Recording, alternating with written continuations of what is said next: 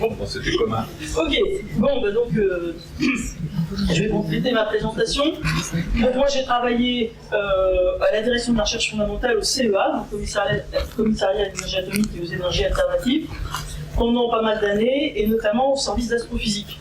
Je ne suis pas astrophysicienne, j'ai été chef de projet en astrophysique spatiale, c'est-à-dire que j'ai piloté des équipes internationales pour réaliser des instruments qui ont été lancés pour s'intéresser soit aux planètes, soit à la vie et à la mort des étoiles notamment, dans un cadre européen et dans un cadre franco-soviétique pour l'autre. Je suis par ailleurs secrétaire du comité de liaison enseignants-astronomes, qui est une association d'enseignants et d'astronomes, comme son nom l'indique, qui vise à former les enseignants pour qu'ils utilisent l'astronomie en classe.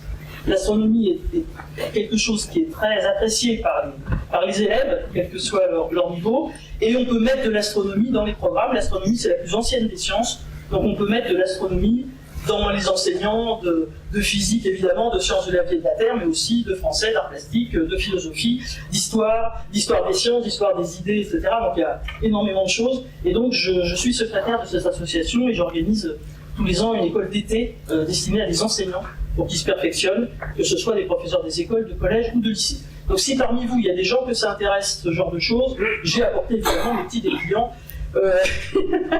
publicitaires pour ceux que ça intéresse. Mon rapport avec ITER, puisque aujourd'hui je vous parle donc de l'énergie du futur sur le chemin des étoiles, il y a une petite étoile ici à chemin, parce que ITER en latin veut dire chemin. Ça veut dire autre chose qu'on verra après. Aujourd'hui, on va parler effectivement de cette grosse machine de physique, en fait, hein, qui est en cours de construction actuellement à côté d'Aix-en-Provence, à côté du centre CEA-PRH. J'y suis intéressé parce que j'ai été à la direction de la recherche fondamentale, assistant du directeur pendant quelques années pour m'occuper de tout ce qui était les grands projets, que par ailleurs j'ai participé à un groupe d'études en fait sur l'organisation du projet ITER, les organisations du projet ITER qui, comme c'est une grande première, c'est le premier vrai projet mondial. Il n'y a pas eu un plus gros projet dans le monde que celui-là. Donc évidemment, il faut inventer aussi des façons de travailler entre des gens de 35 pays avec des cultures différentes pour tenir un planning, pour tenir des échéances et résoudre des difficultés technologiques qui, comme vous allez le voir de façon assez succincte, sont de taille, autant que le réacteur lui-même.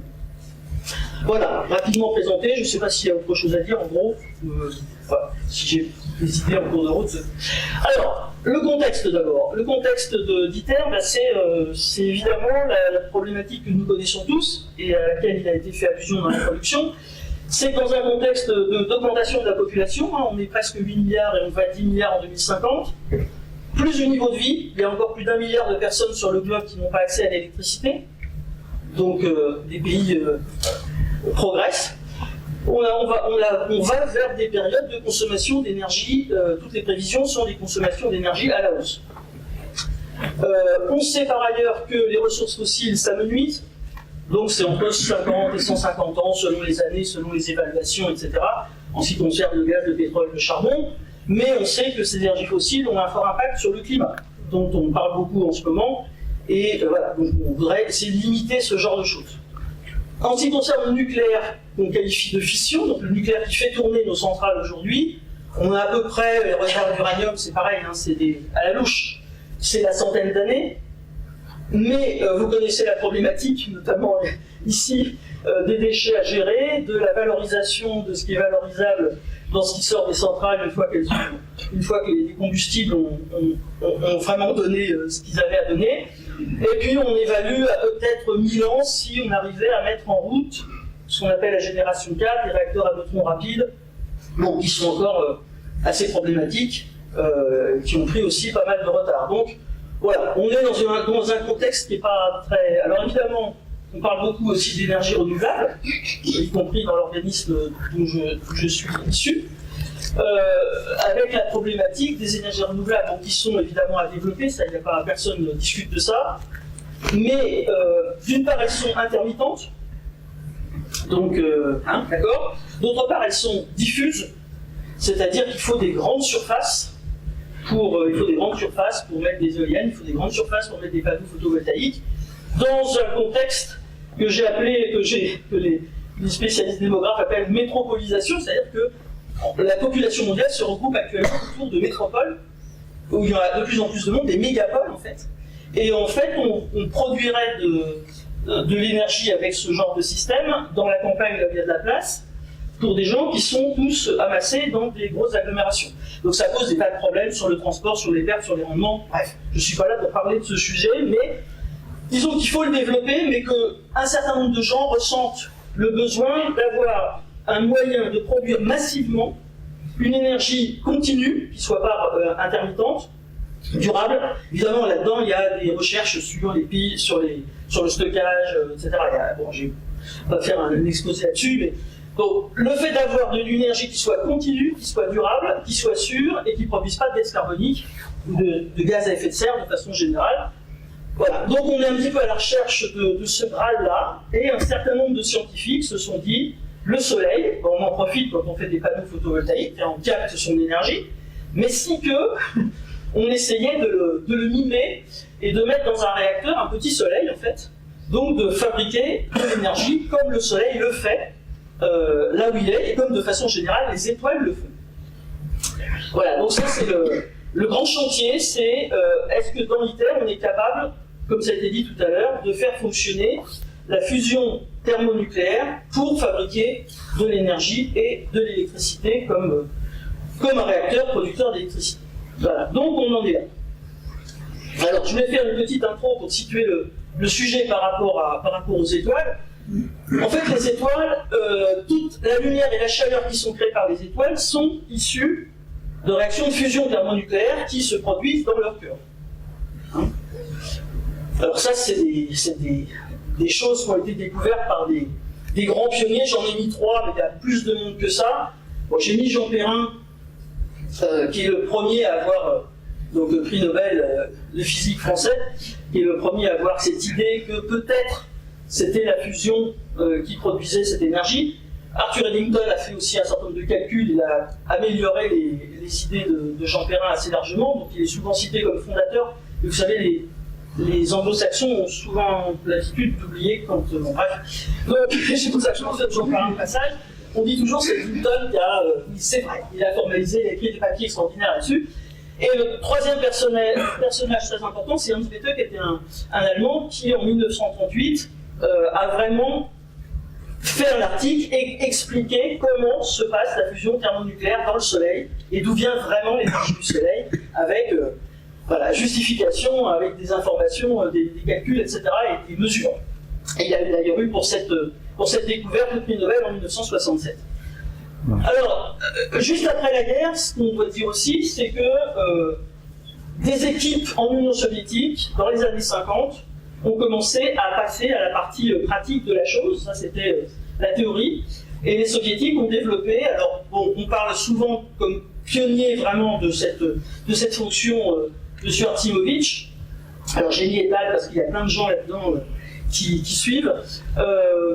Bon, on va dire que c'était lui qui était un peu le leader de cette affaire. Et dans les années 50, ces gens-là ont commencé à faire des recherches sur l'utilisation pacifique de cette énergie de fusion thermonucléaire. Et ITER, finalement, c'est la suite logique. C'est-à-dire que parfois on dit, ITER, on en parle depuis 30 ans, depuis 40 ans. Non, on en parle depuis plus de 70 ans. Parce que les premières idées sur est-ce qu'on serait capable de faire de la fusion dans un réacteur pour récupérer de l'énergie, ça date plutôt des années 50. Voilà. Et donc ITER, c'est le dernier rejeton de cette longue série, de cette grande famille. ITER, ça veut dire International, donc ça, thermonucléaire, ok, c'est thermonucléaire, je vais expliquer ce que ça veut dire. Expérimental, alors j'ai souligné, parce qu'il y a beaucoup de gens qui pensent que ITER, ça va être un réacteur qui va fabriquer de l'électricité. On n'en est pas là du tout. ITER, c'est une grosse manip de physique qui va permettre de démontrer, tout le monde l'espère, la faisabilité scientifique et technique de la fusion thermonucléaire dans un réacteur. On en est à démontrer, là on est vraiment dans de la manip de physique. Hein. Grosse manip, mais c'est quand même... voilà. Donc, je vais passer par 4 étapes, je vais vous expliquer ce que c'est la fusion thermonucléaire, comment est-ce qu'on espère pouvoir la maîtriser, la domestiquer dans une installation, quels sont les principaux défis qu'on a à mettre auxquels il faut faire face, et puis où est-ce qu'on en est aujourd'hui de la construction, puisqu'on est en pleine phase de construction sur le site donc, de Cadarache, dans l'Aix-en-Provence. Si quelqu'un ne comprend pas quelque chose, parce que j'essaye de définir mon vocabulaire, n'hésitez pas à vous lever la main, c'est pas la peine d'attendre la fin pour me dire j'ai rien compris à ce que vous avez dit dans les 5 premières minutes, d'accord. N'hésitez pas, on est entre nous, donc... Alors, première petite chose, la quantité d'énergie que l'on paye sur nos factures d'énergie, c'est exprimé en kilowattheure. Ce n'est pas une unité de la physique, mais enfin, on l'utilise comme ça, c'est traditionnel, kilowattheure. La question c'est, quelle masse de matière est-ce qu'il faut mettre en jeu pour échanger une quantité d'énergie de 1 kWh. 1 kWh, c'est le truc qui coûte 0,1 €, en gros, hors taxe sur les factures. Alors, 1 kWh, c'est, par exemple, si c'est de l'énergie cinétique, si on balade 10 tonnes à 100 km/h et que ça vient se fracasser sur quelque chose et qu'on récupérait toute l'énergie du choc, ça fait à peu près 1 kWh. En énergie potentielle, c'est 10 tonnes qui tombent de 40 mètres, dû à la gravitation. En chimie, c'est en gros 100 grammes de carburant. En énergie calorifique, c'est ce qu'il faut pour faire fondre 10 kg de glace ou faire bouillir 1,5 kg d'eau. En solaire, c'est de l'heure d'éclairement, du mètre carré. En éolien, c'est 1 heure de vent, voilà, sur 0,5 mètre carré. Donc on est sur des données, que ce soit en cinétique, en chimique, en solaire, en éolienne, où on manipule des quantités qui sont des quantités de la vie de tous les jours. Des heures, des mètres carrés, des kilos, des grammes, d'accord, des mètres. Alors là, il y a Einstein Albert, par son prénom, qui vient jouer dans la cour, avec sa fameuse formule E = MC2, et il y a trois autres types d'énergie, assez différentes de celle-là par exemple de grandeur. Si on parle en masse, en gros, pour faire 1 kWh, avec la fission nucléaire qu'on utilise aujourd'hui pour faire l'électricité, il faut 10 mg d'uranium. Si on pouvait utiliser la fusion nucléaire, on serait plutôt dans les microgrammes d'hydrogène. Et si on arrivait à transformer, ce qui n'est absolument pas, ce qui ne fait pas partie d'un projet de cette équipe actuellement, si on pouvait transformer la masse ici, énergie égale la masse multipliée par le carré de la vitesse de la lumière, il faudrait 30 nanogrammes, c'est-à-dire milliardièmes de grammes, pour fabriquer 1 kWh. C'est-à-dire que la matière, elle est pleine d'énergie, et qu'en fonction, voilà, donc selon qu'on utilise la chimie, l'éolien, etc., la mécanique, ou qu'on utilise le nucléaire en fission ou en fusion, on n'est pas du tout dans les mêmes ordres de grandeur, donc ce que vous voyez, c'est l'efficacité, en fait, de cette énergie, y compris l'efficacité de la fusion par rapport à la fission, l'efficacité potentielle. C'est clair ce que je dis là? Ouais. Donc, en gros, petit calcul fait, 17 TW pour la population mondiale, 10 milliards de personnes, on fait un petit calcul, et on regarde qu'en gros, il faut 20 grammes pour toute une vie de terrien pour avoir l'énergie dont on a besoin pour vivre, tout compris. C'est-à-dire, on regarde l'énergie globale du globe et on divise par le nombre de personnes, on en met là-dedans tout ce qui est industrie, etc. On met évidemment là-dedans aussi des disparités monstrueuses, puisque 20 grammes pour toute une vie, c'est pour le terrien moyen. Si on est européen, c'est 2 fois plus. Si on est américain, c'est 4 fois plus. Si on est au Qatar, c'est 15 fois plus. Si on est au Bangladesh, c'est 5 fois moins. Et si on est dans je ne sais plus quel pays dont j'ai regardé hier, ça tournait plutôt autour de 15 fois moins. Donc il y a des disparités absolument monstrueuses entre les terriens sur les besoins en énergie. Oui, je vous en prie. C'est bien la moyenne, c'est 1 gramme pour un individu. Pour un individu, voilà. J'ai dû mettre 80 centimes.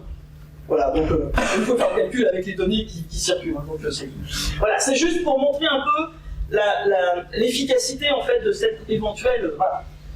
Alors cette matière qui est pleine d'énergie, puisqu'on vient de le voir, de quoi elle était constituée. Donc ça va être des rappels pour beaucoup d'entre vous, mais je passe par là quand même. Bon, la matière est constituée d'atomes, Dans ces atomes, il y a un noyau qui est en général à peu près 10 000 fois plus petit que la taille de l'atome. Il y a des électrons qui tournent autour du noyau, et ce noyau, il est constitué, il est chargé positivement en termes d'électricité. Les électrons sont chargés négativement, le noyau est chargé positivement. Le noyau est constitué de protons qui sont positifs et de neutrons qui sont neutres électriquement. Et évidemment, puisqu'un atome est neutre, il y a autant de protons dans le noyau que d'électrons qui tournent autour. Ok? Ça fait ce qu'on appelle un atome.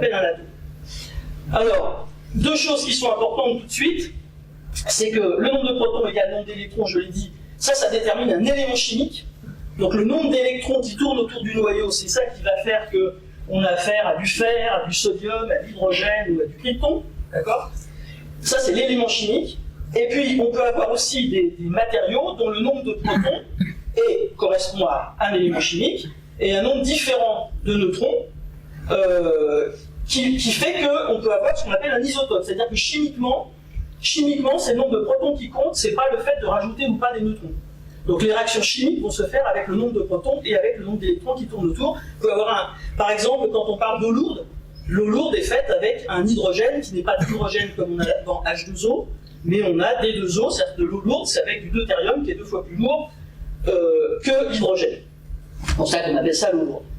Ok? Donc ça, c'est des notions qui sont... mais je préfère l'expliquer maintenant. Donc c'est la notion d'éléments chimiques. Alors j'en profite pour faire de passer une minute sur la classification périodique des éléments, pour une raison simple, c'est que cette année, c'est le 150e anniversaire de la classification de Mendeleïev, dont un certain nombre d'entre vous ont sûrement appris, y compris Napoléon mange allègrement si perdreau sans claquer, pour se rappeler voilà, de la table du tableau de Mendeleïev. Et donc la découverte de Mendeleïev en 1869, c'est qu'en fait il a regardé des éléments de plus en plus lourds, c'est-à-dire avec un nombre de protons et de neutrons, il n'en savait rien évidemment, disons des atomes qui étaient de plus en plus lourds, et il s'est aperçu, pourquoi c'est périodique? Parce qu'au bout d'un certain temps, on retrouve des atomes, si on les met tous en ligne, on retrouve des atomes qui ont les mêmes propriétés chimiques, en tout cas proches, que celui qui était là avant. Par exemple, entre le lithium, le sodium, le krypton, etc. Krypton, pardon, le potassium, c'est le potassium qu'on a dans les eaux. On a des réactions chimiques qui se passent un peu de la même façon. Voilà, et en fait, par exemple, cette colonne-là réagit bien avec ça. Par exemple, si on a du sodium avec du chlore, ça fait du sel de cuisine, un ACL, et ainsi de suite. Donc on a des propriétés chimiques qui se reproduisent avec une certaine période. Et ça, c'est la découverte de Mendeleïev, avec un atome qui est le plus léger, qui est l'hydrogène, qui a un proton comme noyau, et l'atome naturel le plus lourd, qui est l'uranium, qui a 92 protons, et un certain nombre de neutrons, mais ce qui compte pour la chimie, c'est le nombre de protons. Voilà.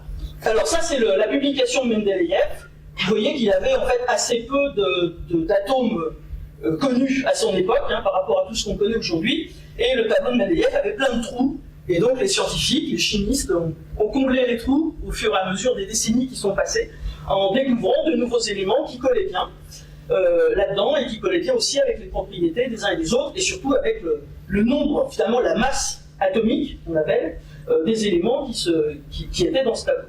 Donc ça, c'est la grosse découverte. Et en fait, on a compris ce qu'avait découvert Mendeleïev, qu'avec le modèle de Niels Bohr, qui s'est aperçu, qui a conçu que un atome, c'était en fait un noyau avec des électrons en même nombre que les protons du noyau, qui se répartissent sur des couches, et que sur les couches, il y a un nombre de places limité. Et donc c'est ça qui explique l'aspect périodique, c'est-à-dire que le sodium, le potassium ont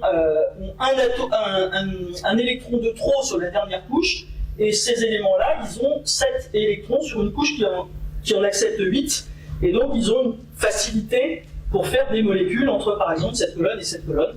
Donc ça, c'est le modèle en couche des atomes qui a valu le prix Nobel de physique à Niels Bohr en 1922.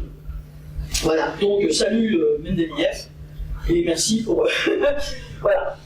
Alors, j'en viens aux objets dont on va parler là. L'hydrogène, il y a donc un proton, et autour de l'hydrogène, du proton de l'hydrogène, dans le noyau, il peut y avoir un neutron, c'est l'hydrogène classique, je dirais, mais il peut y avoir 1, 2 ou 3 neutrons. Alors s'il y a un neutron, on va avoir un hydrogène 2, avec un proton et un neutron, ça va s'appeler deutérium, celui dont je parlais, qui permet de faire de l'eau lourde. Et si on a de l'hydrogène 3, ça s'appelle le tritium. Toujours un proton, sinon ça ne serait pas de l'hydrogène, et deux nucléons, deux neutrons qui font donc, ce qu'on appelle du tritium. Voilà. On va parler aussi de l'hélium, on va parler du lithium. Le carbone, au passage, je le mentionne parce que le carbone, normalement, a 6 protons, enfin, c'est pas normalement. Le carbone a 6 protons.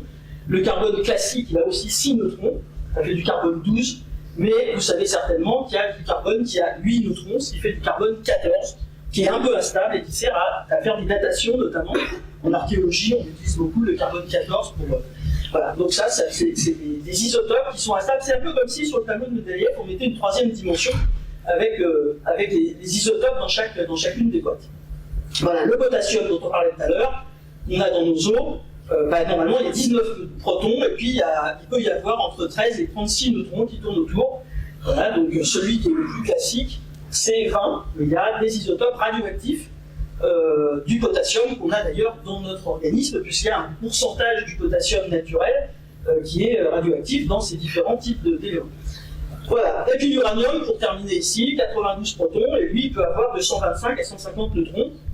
Voilà. Et celui qu'on a 146, c'est l'uranium le plus classique et celui qu'on trouve en majorité, qui est l'uranium 238. Mais il y a aussi du 235 et tout un tas d'autres qui sont moins stables et qui sont éventuellement fissiles.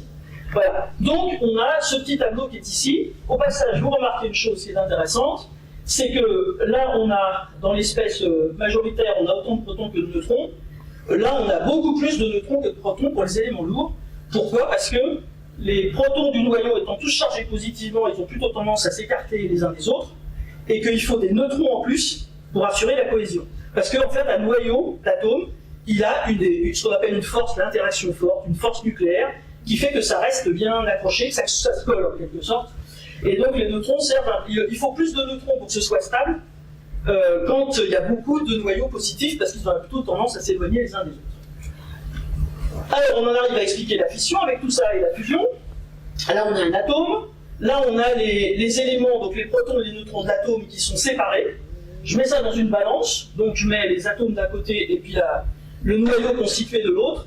Et on s'aperçoit que le noyau est plus lourd que la somme de ses constituants. Pourquoi le noyau est plus lourd que la somme des constituants? C'est à cause d'Albert. Parce qu'il y a une différence de masse, et cette différence de masse entre les constituants et l'atome et le noyau lui-même, ça correspond à une différence d'énergie qui correspond toujours à la même formule E égale mc2. Ça revient à dire en fait que cette différence d'énergie, c'est l'énergie de liaison entre les différents nucléons qui sont là. Donc on a des atomes qui sont plus lourds parce qu'il y a de l'énergie. L'énergie en fait est équivalente à la masse.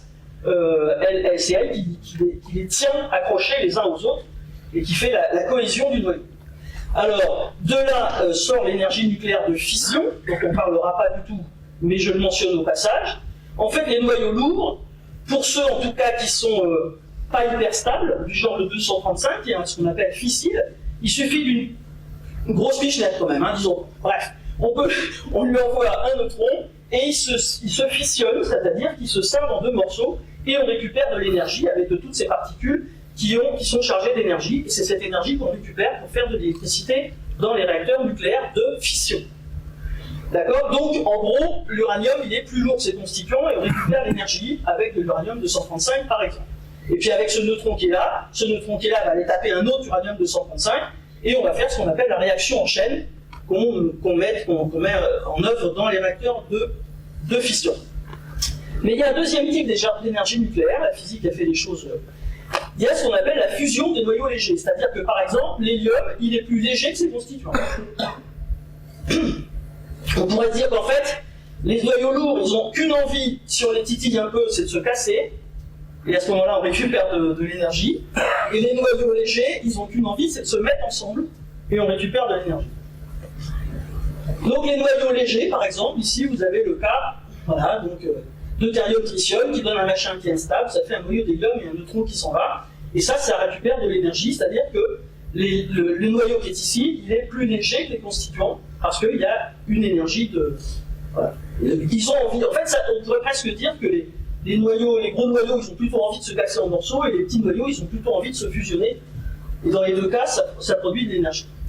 Voilà, donc là, si on fait deutérium tritium, donne hélium plus. Voilà. Alors, la grosse différence entre cette énergie, les animaux instables, ils peuvent se casser en morceaux, quelle que soit la température, ou presque. Ça ne veut pas dire qu'il ne faut pas optimiser la température pour améliorer le rendement quand on veut en faire de récupérer l'énergie. Par contre, la fusion, ça ne se fait pas comme ça. Pour qu'on fasse fusionner des particules légères, il faut qu'elles se rencontrent et qu'elles restent collées. Et pour qu'elles se rencontrent et qu'elles restent collées, il faut qu'elles soient chaudes. C'est-à-dire qu'il faut augmenter la température pour... Vous savez que la température, c'est une mesure de niveau d'agitation des particules, et il faut que les particules, elles s'agitent beaucoup pour pouvoir rester collées une fois de temps en temps, avec une probabilité qui n'est pas de 100%. Donc ici, on va fabriquer, et donc c'est pour ça qu'on appelle ça l'énergie thermonucléaire, c'est-à-dire qu'il faut déjà avoir atteint un certain degré de température pour qu'on puisse faire de la fusion. D'accord? Est-ce que ça va toujours? Ok. Alors ça, puisque ça va, je fais des trucs un peu plus durs, donc ça va pas être très compliqué. En gros, ça c'est un schéma qui est vachement important pour voir les différents types de fusion dont on va parler. Ici, on a l'énergie de liaison de tous les... Alors là, vous avez le nombre de nucléons dans le noyau, hein, la masse atomique, donc ça va de 0 à 236, ok. On a dit que l'uranium était par là, etc. Enfin, 238 est par là, voilà. Donc on a ici, il est là d'ailleurs, 238 c'est plutôt là d'ailleurs que là, mais enfin bon, voilà. On a ici une courbe qui montre l'énergie de cohésion, de liaison finalement, par nucléon au sein d'un noyau. Et vous voyez que il y a l'énergie par nucléon, en gros, c'est le fer 56, c'est celui qui est le plus stable. C'est celui qui a envie de rester fer 56.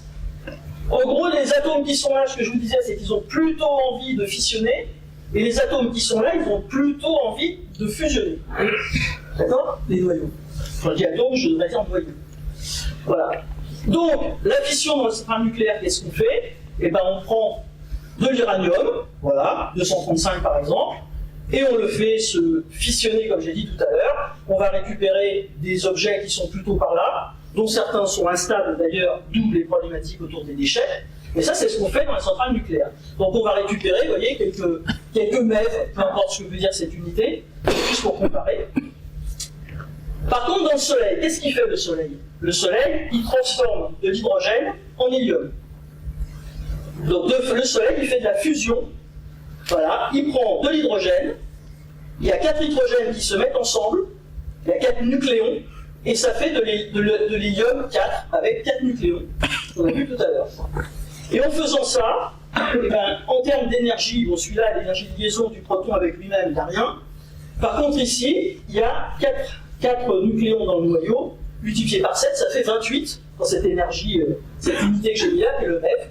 Donc on gagne 28 MeV d'énergie entre le niveau hydrogène et le niveau d'hélium, dans le petit schéma que je vous ai montré tout à l'heure. Ça c'est les deux, voilà. Alors qu'est-ce qui se passe dans les étoiles massives? Les étoiles massives, elles continuent, quand il n'y a plus d'hélium dans leur cœur, parce qu'à un moment ou un autre, à force de transformer l'hydrogène en hélium, il n'y a plus d'hydrogène, et il y a un moment, on commence à fusionner l'hélium pour en faire, parce qu'il y a des fusions en fait, pour en faire des matériaux plus lourds. Et donc dans les étoiles massives, on transforme l'hélium en matériaux, en carbone, en oxygène, en azote, et puis vous avez toute la classification de Mendeleïev ici, jusqu'au fer. Voilà. Et le fer, bah, quand on atteint le fer, ça s'arrête. En fait, la vie d'une étoile, c'est un effondrement permanent qui s'arrête à des moments parce qu'on allume des réactions de fusion dans le cœur de l'étoile. D'accord? Donc il y a un nuage de gaz qui s'effondre, ça chauffe. Si ça chauffe aux alentours de 10 millions de degrés, 15 millions de degrés dans le cœur du Soleil, on allume les réactions de fusion d'hydrogène en hélium. Et tant qu'il y a de l'hydrogène dans le cœur, c'est ça qui fabrique l'énergie et la lumière du Soleil. Quand il n'y a plus d'hydrogène, il faut passer à une autre étape. On va passer, et le Soleil d'ailleurs, ça lui arrivera, il va transformer de l'hélium en carbone, et puis les plus grosses étoiles vont comme ça jusqu'au fer, et puis il y a un moment où, quand on a fabriqué du fer et qu'il n'y a plus d'autres, le fer, il n'a pas du tout envie de continuer, il n'a pas envie de fissionner, il n'a pas envie de fusionner, il a envie de rester faible. Et à ce moment-là, l'étoile s'effondre complètement sur elle-même, et il y a ce qu'on appelle une supernova, et donc c'est la fin d'une étoile massive, où là on a un noyau de fer qui s'effondre sur lui-même, et tout ça c'est Tout ça, c'est de la fusion. Hein. La fusion du Soleil, c'est là, puis les grosses étoiles qui sont beaucoup plus grosses que le Soleil, ça se passe comme ça. Voilà.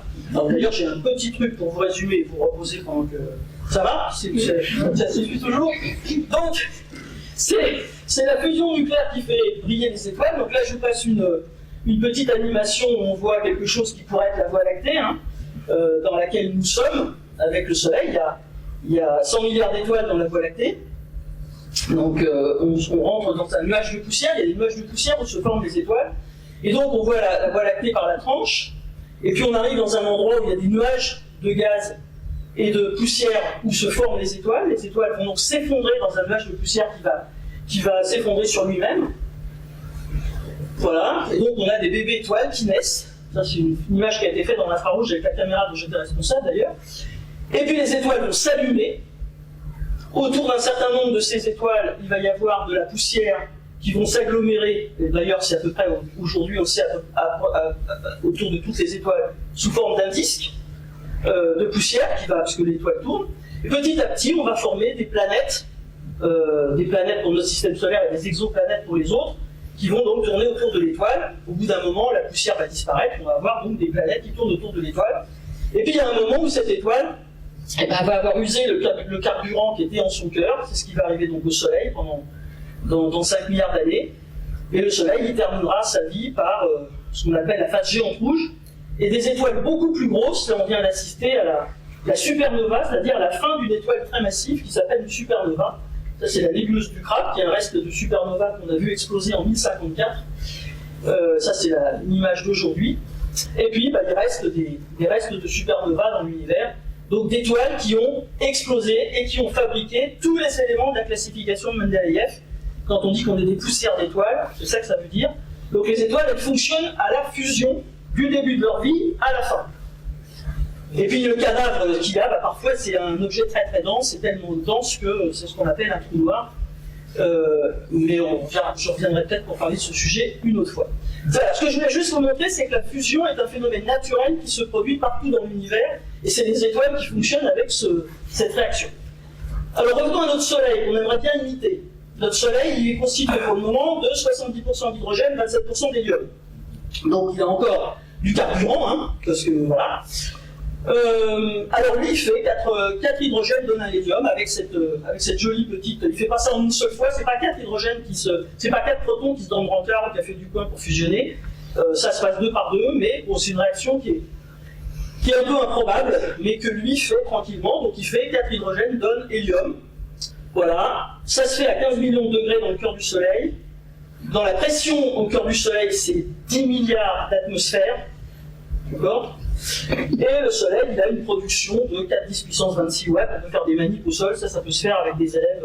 Voilà, on peut faire une extrapolation et des calculs avec des dispositifs très simples pour regarder un peu quelle est la puissance émise par le Soleil. Et il fait une masse de 10 puissance 30 kg.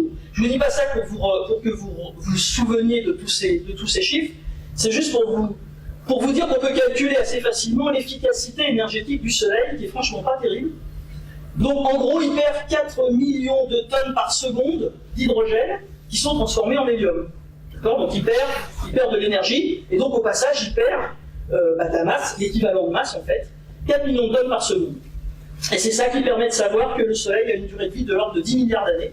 Il est à peu près à la moitié de sa vie maintenant, et il en a encore pour 5 milliards d'années, donc on a un peu de temps devant nous avant que le Soleil s'éteigne, parce que là on sera vraiment... c'est pas pour tout de suite. Donc on pourrait se dire, tiens, c'est super, on va faire comme le Soleil.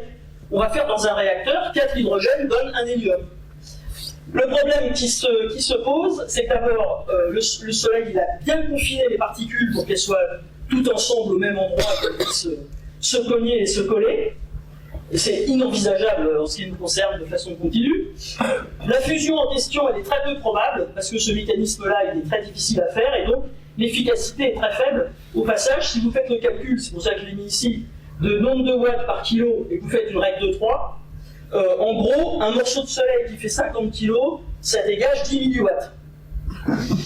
Donc c'est pas terrible. Il gagne parce qu'il est énorme, mais la réaction, elle n'est pas efficace du tout. Une personne adulte qui dort génère quand même 100 watts. Hein. La chaleur humaine, c'est 100 watts par personne, en faisant rien. Même en réfléchissant beaucoup. Donc c'est pas très efficace, c'est pas du tout efficace le Soleil. Et on n'a en tout cas pas les moyens de faire cette réaction-là, nous, sur Terre. Alors par contre, il existe d'autres réactions d'éléments. Je vous ai parlé du deutérium, du tritium, hein, ne serait-ce que même de l'hélium à qui il manquerait un nucléon. Ça, c'est des atomes légers, des noyaux légers qu'on pourrait utiliser pour faire de la fusion. Et en fait, il y en a un qui se détache assez largement en termes de réactivité, c'est-à-dire de probabilité en fonction de la température. Donc ici, vous avez la température en milliards de degrés. Et là, vous avez l'efficacité de la fusion en question. Et vous voyez que ce qui tient la tête, c'est la fusion deutérium-tritium que j'ai représentée tout à l'heure. Simplement, le problème, c'est que cette fusion deutérium-tritium, il faut arriver à des températures de ce type-là. C'est-à-dire qu'il faut arriver à des températures de 150 millions de degrés pour que ça se passe. Donc si on veut faire de la fusion, on ne peut pas faire autrement que de tenter la fusion non pas hydrogène-hydrogène, mais deutérium-tritium, deux isotopes de l'hydrogène, et il faut que ça soit à 150 millions de degrés pour que l'agitation des molécules, des atomes, des noyaux soit suffisante pour qu'ils puissent se cogner suffisamment souvent pour avoir une chance de rester collés, d'accord, et de fournir l'énergie qu'on attend. Ok? Ce mécanisme-là, il est clair? Donc si on vient ici, qu'est-ce qu'on va faire dans ITER et dans les réacteurs qui suivent peut-être un jour? On va faire la même chose avec deutérium-tritium, on fusionne, on récupère de l'hélium et un neutron. Donc en fait, on va faire ça, on va prendre du deutérium qui fait 2 nucléons, du tritium qui fait 3 nucléons, et donc 2 fois 2, enfin 2 et puis les 9 qui sont là, on ne va pas obtenir les 28 mètres, on va obtenir que 17. Donc c'est un peu moins énergétique que la réaction du Soleil, mais on a la possibilité, en tout cas, de le faire avec des températures, toutefois, il faut quand même monter à 150 millions de degrés, alors que le Soleil il bosse à 15 millions. Donc il faut être 10 fois plus chaud que le cœur du Soleil pour que la fusion deutérium-tritium puisse fonctionner. Au passage, le neutron qu'il a, il part avec 80% de l'énergie du total, hein, parce qu'il y a 5, voilà. Donc il part avec 80% d'énergie, donc ça fait des neutrons qui sont quelque chose comme 13, quelque chose, disons 14 MeV. Donc ça fait des neutrons très énergétiques dont on aura l'occasion de reparler. Et tout ça à 150 millions de degrés. Voilà ce qu'on veut faire. Donc c'est un peu copier les étoiles en se disant, voilà. Alors au passage, 150 millions de degrés, ça aussi il y en a beaucoup pour qui ce que je vais dire est une évidence, mais je le répète, quand on monte la température d'un solide, ça commence à se disloquer un petit peu, puis à un moment ça se disloque tellement, ça c'est ma petite animation, j'ai rien trouvé qui explique ça, donc je l'ai fait moi-même. Donc on finit par avoir un liquide, parce que, voilà, et puis quand on chauffe encore le liquide, et ben on se retrouve avec ce qu'on appelle du gaz, et puis si on chauffe encore, on va avoir chaque noyau, chaque particule ici, chaque atome, qui va se transformer en particules positives et négatives. Donc les électrons vont vivre leur vie, les noyaux positifs vont vivre leur vie, et on va avoir ce qu'on appelle un plasma, qui est ce qu'on appelle parfois, on dit le 4e état de la matière, qui a comme caractéristique d'avoir des ions positifs et des électrons qui vivent leur vie indépendamment. Mais au passage, ça veut dire que ce milieu, il est conducteur. Et heureusement pour nous, parce que sinon on serait coincé. Alors des plasmas dans notre vraie vie, on en a plein. Voilà, j'en ai, je vous montre après. Voilà. Hop. Vous allez bien voir ici ce mec, lui. Voilà. Ça c'est le nom de la plasma. Donc ça marche aussi là, c'est le plasma. Donc des plasmas, on en a pas mal dans notre vie. Hein. On a les grands éclairs qui sont là, hein, avec une différence de potentiel entre le sol et les nuages. Voilà, on a les aurores boréales, on a le plasma là, qui est autour du Soleil, qui est à 6000 degrés. On a 1 million de degrés dans les plasmas de géantes rouges, d'étoiles en fin de vie dont je parlais tout à l'heure. Voilà, on est dans des milliers de degrés. Tout ce qui se passe, les tubes à néon, tout ça c'est à l'intérieur, c'est du plasma. D'accord ? C'est un état où la matière est conductrice parce qu'on a séparé les parties positives, les noyaux positifs, des électrons qui sont négatifs. Alors, qu'est-ce que les étoiles nous apprennent là-dedans ? Que pour faire de la fusion, il faut 1. Avoir des éléments légers, 2. Qu'il faut les chauffer jusqu'à un état de plasma, et 3. Qu'il faut les confiner. Alors qu'est-ce que font les étoiles ? Le Soleil, il confine de l'hydrogène à 15 millions de degrés, et ce qui lui sert pour confiner, c'est la gravitation. D'accord ? C'est ce qu'il fait. Nous, ce qu'on dit, ce qui sort de ce que je viens de raconter, c'est qu'on va prendre du deutérium et du tritium, qu'on va chauffer ça plutôt à 150 millions de degrés, et qu'on va utiliser, évidemment, on n'a pas les moyens de faire de la gravitation pour confiner la matière, on va faire ça avec de l'énergie magnétique, des systèmes magnétiques. Donc c'est ça qu'on veut faire avec les futurs réacteurs expérimentaux de fusion. Sachant qu'il y a une loi, peu importe, ça s'appelle le critère de Lawson, mais on s'en fout, l'allumage, c'est-à-dire l'ignition, le fait qu'un plasma s'allume et s'auto-entretienne, ça suppose un compromis entre la densité et le temps pendant lequel le plasma... Vous vous rendez bien compte que pour que les noyaux ou les protons, disons les noyaux, se collent, il faut, que la température soit suffisamment haute pour qu'elle se colle plein de fois, parce que la probabilité de rester collée n'est pas énorme, d'accord ? Et deuxièmement, il faut que le temps pendant lequel le plasma existe, il faut qu'il soit le plus long possible. Il faut laisser le temps au plasma, il faut laisser le temps aux particules de se rencontrer. Donc il faut, de la température élevée, et 2, du temps de confinement, ce qu'on appelle. Il faut que le plasma existe pendant suffisamment longtemps pour que ça reste, pour qu'ils aient l'occasion de se rencontrer. Donc il y a un compromis à faire entre deux choses. Il faut qu'il y ait une bonne densité du plasma, parce que s'il y a une particule une particule là et puis une dans l'amphi d'à côté, avant qu'elles se rencontrent, voilà. Donc il faut confiner un maximum en termes de densité, et il faut leur laisser le temps de se rencontrer. Alors, pour ce qui concerne le confinement par magnétisme, on ne peut pas avoir des densités très fortes. On est obligé d'avoir du gaz relativement léger, plutôt une sorte de bon vide à l'intérieur du réacteur qui est ici. Et donc, il va falloir faire vraiment des efforts pour rallonger le plus possible le temps nécessaire pour que la fusion s'allume. Et une fois que la fusion s'allume, on a chauffé. Ce qu'on espère, c'est que la fusion va s'allumer, va fonctionner suffisamment pour qu'elle s'auto-entretienne avec l'énergie qu'elle va avoir fabriquée. Voilà. Donc, en gros, bon, peu importe, les chiffres ont été fixés pour ITER. Il faut au moins 400 secondes. C'est une manip de physique, c'est pas un réacteur. Évidemment, quand tu as un réacteur, il faudra bien largement dépasser ce temps. Et puis, 10 puissance particules. Voilà. Alors, je vous ai mis une petite animation pour résumer ce que je viens de dire. Donc, je vous ai dit, elles sont des étoiles confinées, chauffées et alimentées en éléments légers. C'est 3 choses que font les étoiles, on sait comment elles font. Alors, nous, on veut confiner. Donc, on va utiliser. Voilà. Alors, je vous ai dit que le plasma et les particules, voilà, elles s'agitent. Il faut les confiner dans il faut les contenir, en fait, dans un volume, de façon à ce qu'elles aient plus de chances de se rencontrer et de rester collées. Il faut les maintenir aussi dans un endroit pour que le plasma ne touche pas les parois. Ça, c'est fondamental. Et puis, il faut donc les isoler. Alors, comment on fait pour faire ça ? Comme toutes ces particules sont sensibles au champ magnétique, si on met en place un champ magnétique, ici, on va avoir des particules qui vont spiraler autour des lignes de force du champ magnétique. Voilà, et on a donc fait une espèce de boîte où on a piégé des particules, elles ne touchent pas aux parois. Et l'idée, en fait, c'est de refermer de faire un tore, en fait, avec cette boîte magnétique, de façon à ce que les particules soient vraiment piégées dans un champ magnétique et qu'elles y restent. Au passage, ça produit un courant, puisqu'on a des particules en mouvement, donc évidemment on a un courant électrique à l'intérieur qui va servir à autre chose dans quelques instants.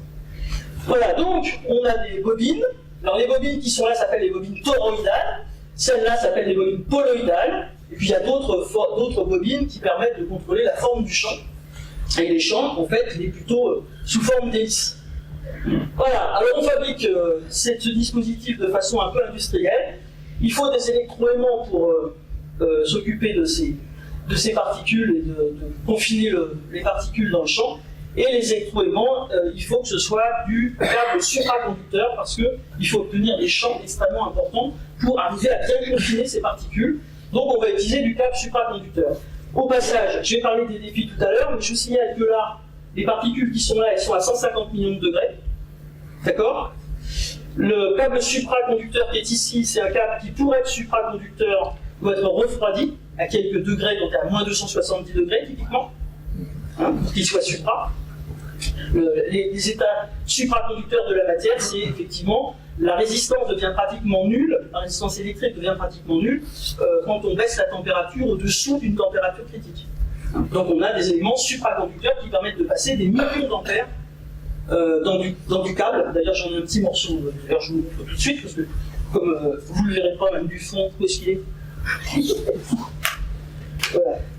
Ça c'est du câble supraconducteur, et dans un câble comme ça, on passe autant d'ampères, si on veut, que dans un ensemble de fils de cuivre qui ferait 10 cm sur 10 cm en cuivre. Voilà, ça permet de passer. Simplement pour que ça marche, il faut mettre ça à moins 270 degrés. Voilà, donc ça fait partie des petits défis. On va avoir du moins 270 ici, on va avoir une paroi ici refroidie à 200 degrés, puis on va avoir 150 millions de degrés de l'autre côté, dans le plasma qui ne va pas toucher les parois. Ça, c'est la première étape. La deuxième étape, c'est qu'il faut chauffer. Donc on a le toroïde ici, le tore avec les particules qui circulent dedans. Qu'est-ce que vous faites quand vous voulez faire chauffer votre tisane? Il y a plusieurs solutions. D'abord, vous pouvez mettre un petit truc qui chauffe à l'intérieur, une résistance chauffante. On l'a, la résistance chauffante, puisque c'est le courant qui circule déjà dans le plasma et il chauffe un peu. Par contre, il ne peut pas chauffer au-delà de 100 millions de degrés. Alors, il faut faire deux autres choses. Quand on a de la tisane, on rajoute de l'eau chaude, si elle est un peu fadasse, un peu froide. Là, on rajoute en fait de la matière à très haute énergie, des particules neutres qui vont alimenter en plus le plasma. Et la troisième solution que vous faites avec la tisane, c'est si en désespoir de cause, vous le mettez au micro-ondes. Si vous n'arrivez toujours pas à ce que ça chauffe assez, et bien là, le plasma, on va aussi le passer au four micro-ondes, on va envoyer des ondes pour que les électrons et les protons qui tournent là-dedans soient à une énergie plus importante.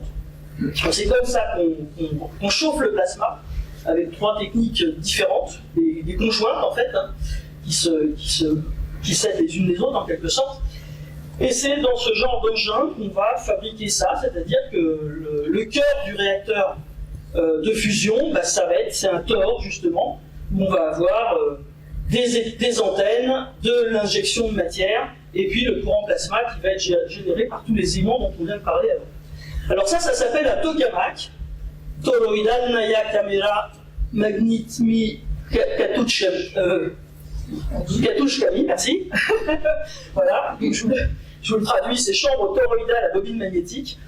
Donc c'est un principe c'est un mot russe, c'est pas par hasard que ça a été effectivement le point de départ. Il y a d'autres techniques, d'autres modes de fonctionnement qui sont actuellement à l'étude, notamment par fusion inertielle, etc. Mais pour le moment, ce qui a rassemblé suffisamment de personnes pour lancer cet énorme projet ITER, c'est de faire un tokamak. Alors des tokamaks, on en a plusieurs, on en a un en France déjà qui s'appelle TorSupra, qui a arrêté de fonctionner en tant que TorSupra en 2013 et qui est actuellement qui a une seconde vie puisqu'il a été modifié pour servir de banc de test en fait pour les matériaux d'ITER. Donc ça c'est le TorSupra de cadrage. Vous voyez le tore à l'intérieur, vous voyez ici les antennes qui permettaient de chauffer le plasma. Bon, qui y sont toujours, puisque maintenant il s'appelle West, mais bon, on est sur la même base. Par contre, on a changé la forme pour que ça se rapproche de celle qui a été choisie pour ITER. Donc le volume global de tout ça, c'est 25 mètres cubes. On a fait chauffer là-dedans des plasmas de deutérium. On n'a jamais fait de fusion dans TorSupra. On a fait chauffer du plasma avec des bobines Supra, 1,8 Kelvin, avec, vous voyez, des l'hélium superfluide. Voilà, ça vous donne une idée de... Et le courant plasma qui circule là-dedans, c'est 1 million d'ampères du plasma lui-même. Alors je vous montre à quoi ça ressemble le plasma en question. Voilà, c'est ça. Ça c'est une décharge qui va durer je ne sais pas combien de secondes, mais pas très longtemps.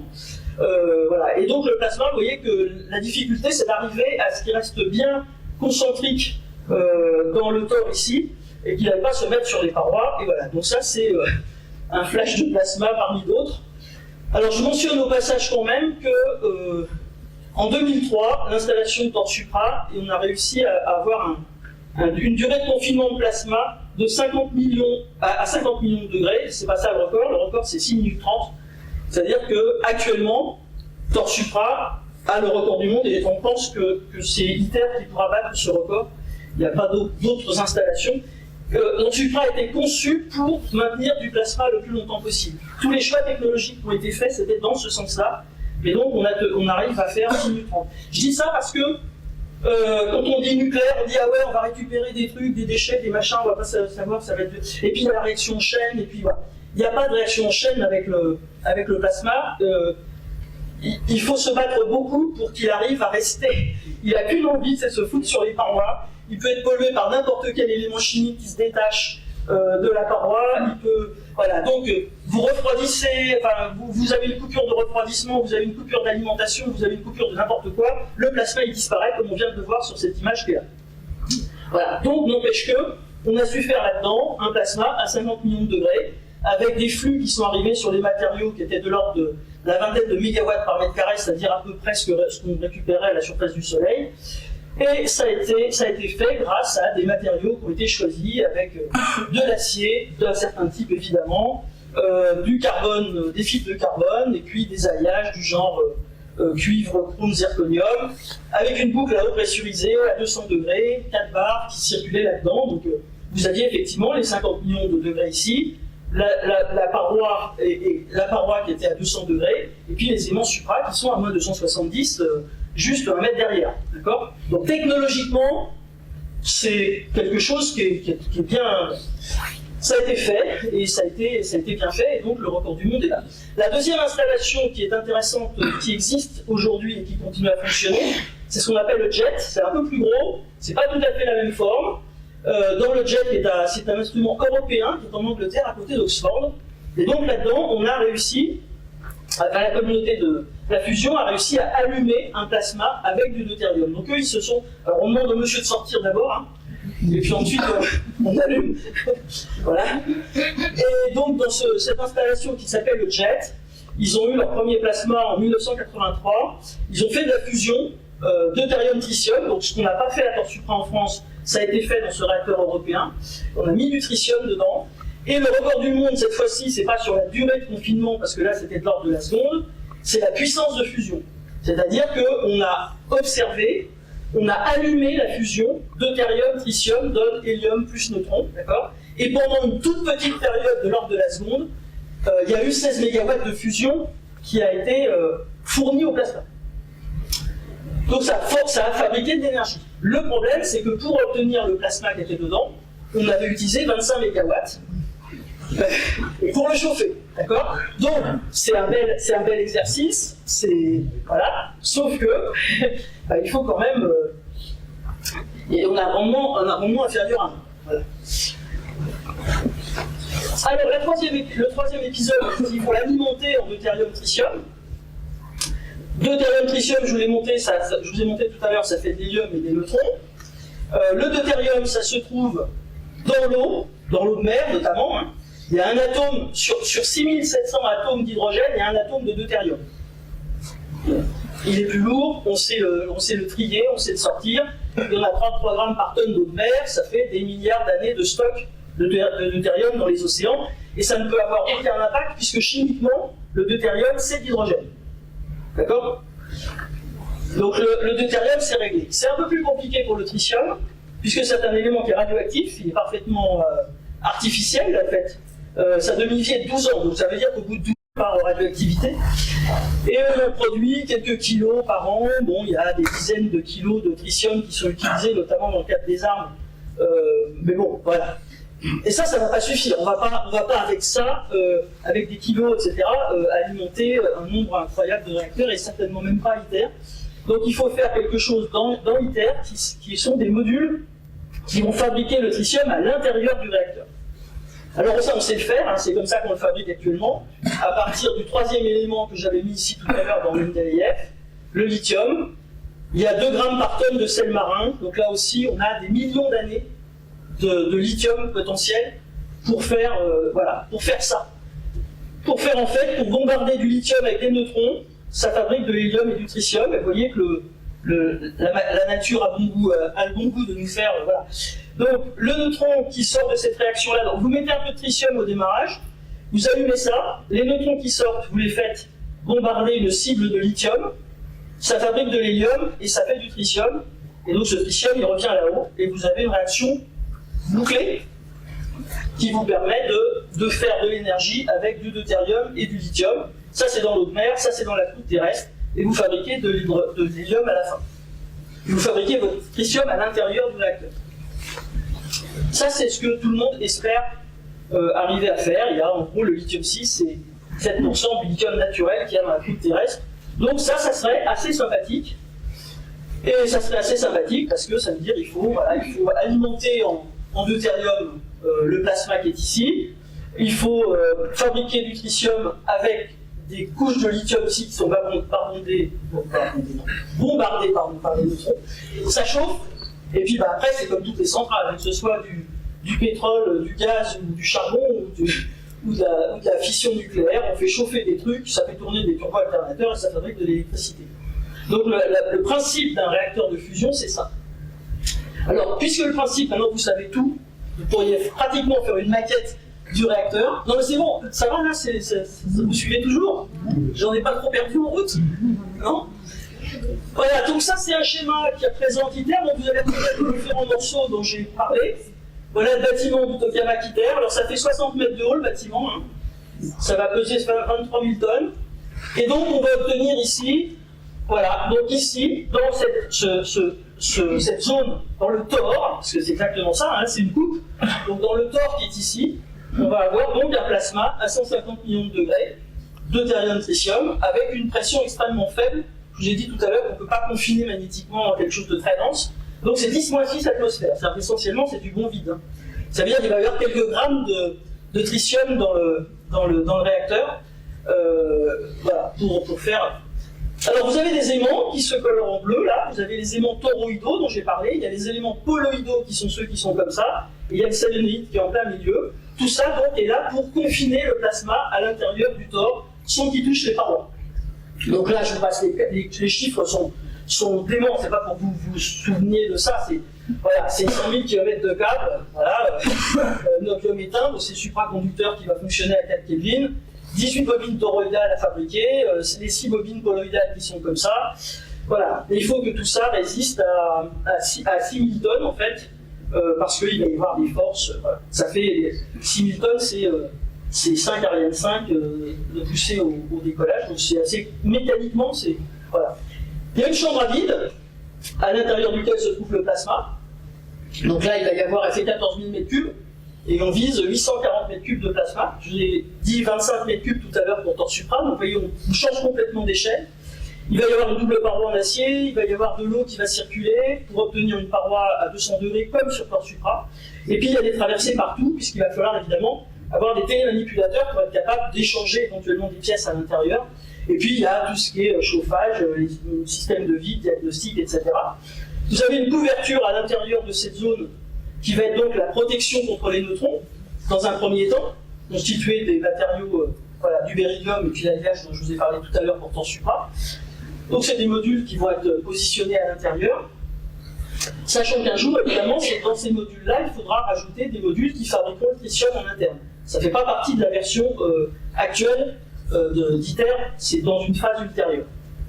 Et puis là, il y a le divertor, qui est l'endroit où toutes les impuretés qui vont partir vont être extraites, en fait. Ça, c'est du tungstène, c'est là où ça va le plus chauffer. On va avoir les 20 MW par mètre carré ici, dans cette zone-là. Donc ça, c'est du tungstène. Et c'est ce genre de pièces en tungstène qui vont être testées, notamment dans l'installation de TOR Supra dont je parlais tout à l'heure, modifiée, qui s'appelle maintenant West. Et puis autour, il faut un grand cryostat qui va maintenir tout ce petit monde à 80 degrés Kelvin, donc à moins 270, moins 190 degrés. Voilà, donc le cryostat qui va faire 3800 tonnes d'acier, et tout ça à 80 degrés Kelvin. Donc ça, vous reconnaissez les différents morceaux dont j'ai parlé pour ITER. Voilà, je mets toutes les couleurs, et vous savez à peu près à quoi ça va ressembler. Alors les avantages, j'en ai parlé, mais je le redis. Cette énergie, elle est abondante, elle est efficiente, c'est de la fusion, je vous en ai parlé, elle est pérenne parce qu'on a des millions d'années pour récupérer les combustibles en quelque sorte. Voilà, donc on a les 20 grammes dont je parlais tout à l'heure, c'est 10 grammes de deutérium, 10 grammes de lithium pour une vie, des réserves qui sont en plus réparties sur le globe, un faible impact environnemental. Alors les combustibles de thallium-lithium, c'est stable, La cendre, c'est de l'hélium, c'est un gaz chimiquement inerte, hein, dans la colonne de droite du tableau de Mendeleïev. Il n'y a pas de gaz à effet de serre, ni de pollution particulière, gaz, SO2, oxyde d'azote, etc. Et les déchets radioactifs, ITER est fait pour, ça fait partie du cahier des charges, que les matériaux qui sont utilisés, qui vont être bombardés par les neutrons, par le fameux neutron qui se barre là, quand il y a hélium plus neutron, ils vont être activés effectivement, il faut que ce soit des déchets à courte durée de vie. C'est-à-dire typiquement de la centaine d'années. Des choses qu'on pourrait installer au dépôt de déchets radioactifs de Soulen dans Lyon. Au bout de 300 ans, les objets sont moins radioactifs que la radioactivité naturelle. On n'est pas sur des millions d'années ou des centaines de milliers d'années comme les déchets qui sortent de la filière uranium fission. Et puis le troisième impact, c'est qu'elle est intrinsèquement sûre. Je vous ai dit qu'il y avait quelques grammes de combustible dans 1000 mètres cubes, que la fusion, elle n'a qu'une envie, c'est de s'arrêter quoi qu'il se passe. Le moindre incident qui se passe, de toute façon, ça s'arrête. C'est pas un miracle, j'allais dire le miracle, mais c'est pas un miracle, c'est de la physique. Mais ça fait de temps en temps penser à un miracle, c'est qu'on arrive effectivement à maintenir que ça se passe bien. Il n'y a pas de réaction en chaîne, je vous en ai parlé. La diffusion du tritium, elle est contrôlée quand même par 3 enceintes. Et tout ce qui est étude qui a été faite sur des accidents graves du genre rupture de confinement, en fait, on n'a même pas besoin d'évacuer la population aux alentours du réacteur, puisqu'on est à des niveaux qui sont inférieurs au niveau de radioactivité naturelle, vu qu'il y a 2 grammes de tritium dans le réacteur. Et puis, il n'y a pas de prolifération possible hein, en termes d'armes, parce qu'il n'y a pas de matériaux fissiles à l'intérieur. Donc, ça présente un certain nombre d'avantages, et ça vous explique pourquoi il y a autant de gens dans le monde qui se sont mis d'accord pour faire ça. C'est une construction humanitaire aussi, ce qui est important au passage. Donc je vous mets 2 slides sur l'histoire. Je vous ai dit que ça avait commencé sur le confinement aux États-Unis. Création du Ratom, c'est pour l'Europe, mais le premier tokamak fabriqué, c'est à l'Institut Kourtchatov. Ils ont atteint dans ce tokamak, vous voyez à l'installation, il n'y a pas un personnage, mais bon, ça fait à peu près cette taille-là. Ils ont atteint un plasma de 3 millions de degrés dans cette installation-là, donc en 1968, avec un tokamak, exactement le principe dont on a parlé juste avant. Dans notre histoire française, il y a une installation française qui s'appelle le TFR. C'est pas très original, c'est le tokamak de Fontenay-aux-Roses. C'est au centre de CEA de Fontenay, qui a obtenu 10 millions de degrés quand même, pendant 0,1 seconde, en 1973, c'était une grande étape. Et puis je vous ai parlé de Torre Supra à Cadarache, donc on était dans les 50 millions de degrés, et donc on a le record du monde de la durée de confinement, donc 88 à Cadarache. Alors dans ce contexte-là, en novembre 85, il y a des grands personnages, Gorbatchev, Reagan et Mitterrand, qui n'est pas sur la photo mais vous le connaissez, les autres aussi d'ailleurs. C'était une proposition soviétique initialement de construire un tokamak sur une base internationale. Et donc les gens ont fait un premier run de conception. Et tout de suite, il y a l'Union soviétique, l'Union européenne. Alors la France, c'est devenu l'Union européenne en l'occurrence, qui s'est impliquée là-dedans, les États-Unis, et puis le Japon. Et ils ont commencé à faire des études de conception d'un réacteur qui permettait l'ignition. Voilà. Et dans les années 92-2001, on a dû redéfinir des objectifs techniques qui sont ceux d'aujourd'hui, et diviser le coût du projet par 2, parce que provisoirement, les États-Unis se sont retirés de ce projet mondial dans cette période-là. Mais bon, ils sont revenus après. Donc le chemin de la fusion, je vais poursuivre le chemin juste le slide d'après, mais c'est juste pour vous dire que, voilà, en gros, on a Torre Supra, on avait 25 mètres cubes, on a chauffé 15 mégawatts, on n'a jamais récupéré de puissance de fusion, puisqu'on ne l'a jamais allumé, on n'a jamais mis de tritium dedans, mais on a 6 minutes et demie de durée de confinement. Le jet, je vous ai dit qu'on avait mis 23 mégawatts pour chauffer, pour récupérer 7 mégawatts de fusion sur une durée très courte, avec un volume de 80 mètres cubes. Donc là, on a un rendement, c'est sympa de dire 1 en fait, il est de 0,7, on est au-dessus de 1. Et donc il a fallu définir ITER sur, voilà, ça c'est une courbe qui montre en fait tous les tokamaks qui existent dans le monde. Il y en a une bonne 150 ou 200, des tokamaks qui existent dans différents pays, des gens qui font de la recherche de physique des plasmas, des scientifiques. Et ça, c'est quelque chose comme c'est des performances, par exemple, la durée de confinement en fonction de la taille. Et on s'aperçoit que plus les tokamaks sont gros, plus on a des performances élevées. Mieux ça marche, c'est-à-dire plus on arrive à confiner le plasma longtemps, plus on a d'efficacité. Et donc ITER a été calculé pour être sur cette courbe. Alors je dois vous dire une chose, c'est que cette courbe-là, dans une échelle log-log, elle est empirique. Il n'y a pas de simulation extrêmement possible, c'est trop complexe pour qu'on fasse la simulation complète. Et donc, l'idée c'est, il faut faire plus gros que le jet, et il faut faire plus gros de temps, parce que cette loi se poursuit ici. Voilà. Donc le choix des paramètres d'ITER aujourd'hui a été fait sur la base de la poursuite, en fait, de ces lois de la physique accumulées sur des dizaines et des centaines de cas de tokamaks existants. Et donc ITER aujourd'hui, c'est un volume de plasma de 840 m3, donc 10 fois plus gros que le jet en termes de quantité. Avec une puissance de chauffage de 50 MW, on espère récupérer 500 MW de puissance de fusion, et on espère le faire pendant quelques minutes, puisque tout le monde espère que ITER va battre le record de temps de confinement de plasma de TORS-Supra. Donc ça fait un gain de 10, un facteur 10 en fait. Alors, vous voyez la taille de la personne à côté. Donc le chemin de la fusion, c'est celui-là, et au-delà d'ITER, vous allez me dire, qu'est-ce qui se passe? Donc vous voyez la taille, TORS-Supra, ça c'est la section du TOR de TORS-Supra, de jet et d'ITER. Donc on fait effectivement de plus en plus gros pour obtenir des performances qui permettent l'ignition, qui permettent d'accumuler suffisamment d'énergie dans le réacteur pour pouvoir avoir la fusion qui s'auto-entretient. C'est-à-dire une partie de ce qui est produit permet de chauffer le plasma et de continuer. Voilà, c'est là le but. Et donc l'étape suivante, c'est ce qu'on appelle pour le moment démo, qui serait donc un prototype industriel, ce qui n'est pas ITER. ITER est une manip de physique. Démo, ça serait un prototype industriel qui ferait de l'électricité, avec un gain qu'il faudrait plutôt encore multiplier par 4 ou 5 pour tenir compte de tous les rendements et les pertes en ligne avant d'arriver vraiment à fabriquer des kilowatts électriques. Mais pour le moment, on n'en est pas là. On en est, faudra aussi regarder sur démo le coût du kilowatt de fusion. Il faudra qu'il soit compétitif par rapport à je ne sais pas quoi d'ailleurs à l'époque, parce que je ne sais pas où. Mais bon, par rapport au kilowatt d'aujourd'hui par exemple, ça serait intéressant de comparer.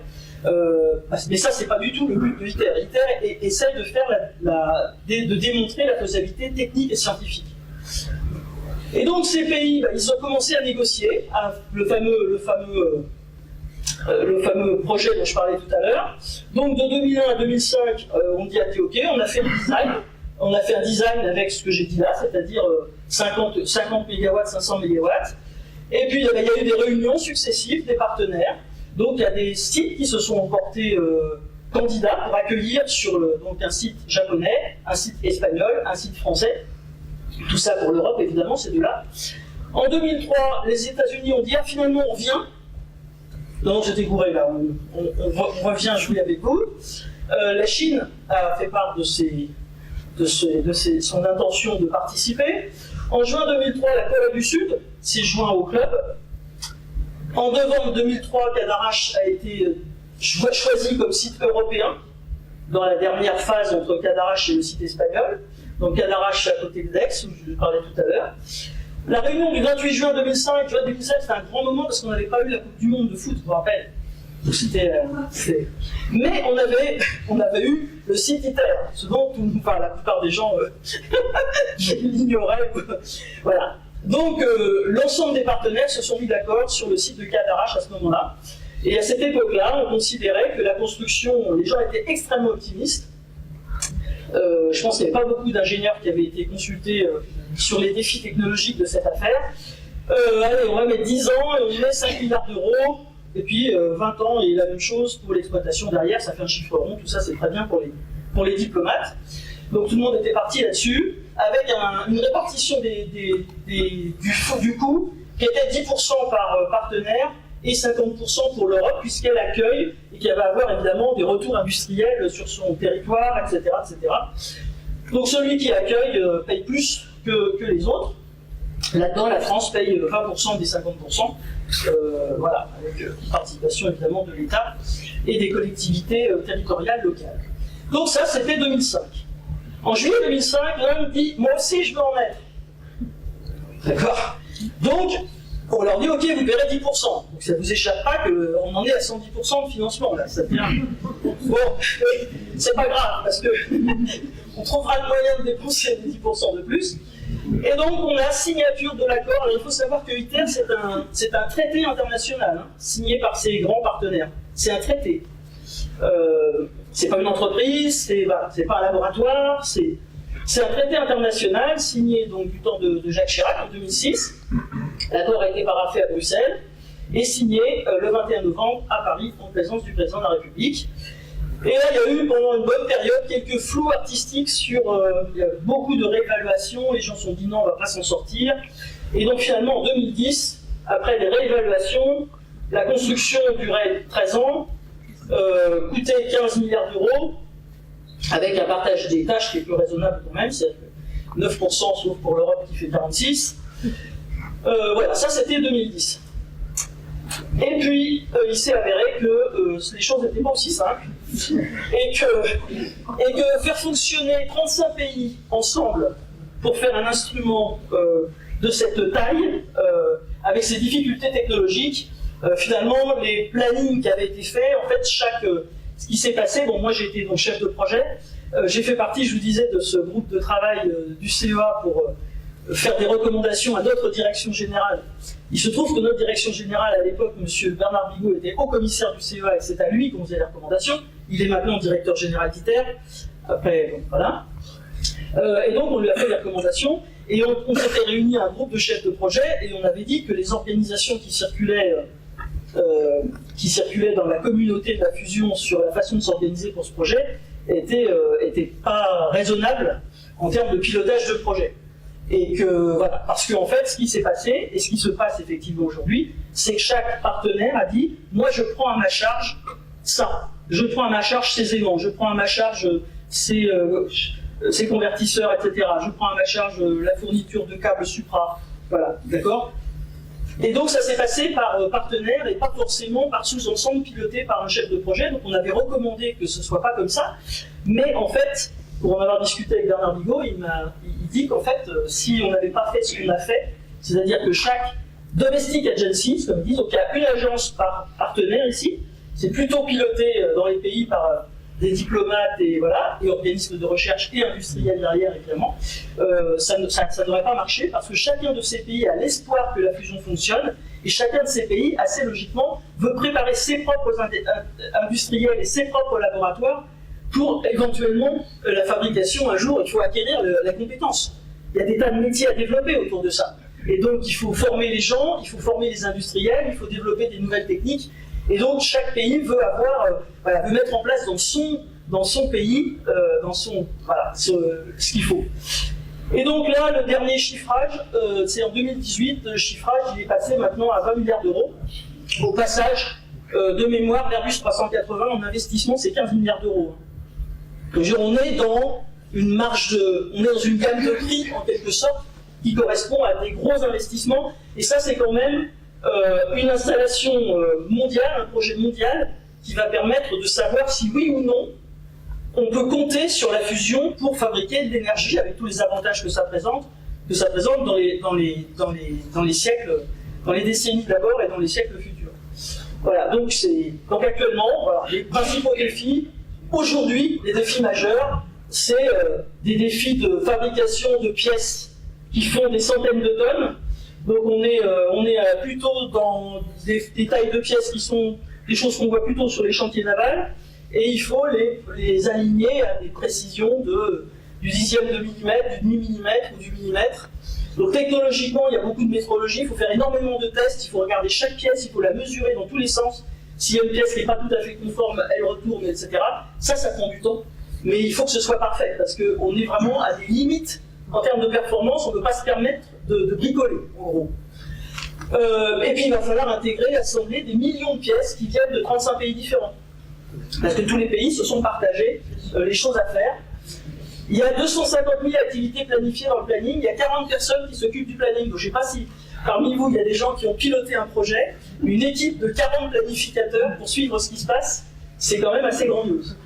Il y a 3000 personnes sur le site, 500 entreprises sur le chantier, 850 scientifiques qui sont dans l'équipe projet, si on peut dire, et 2000 dans le monde, répartis dans les différents pays contributeurs. Voilà, donc ça c'est le bâtiment de Camac tel qu'il existe aujourd'hui.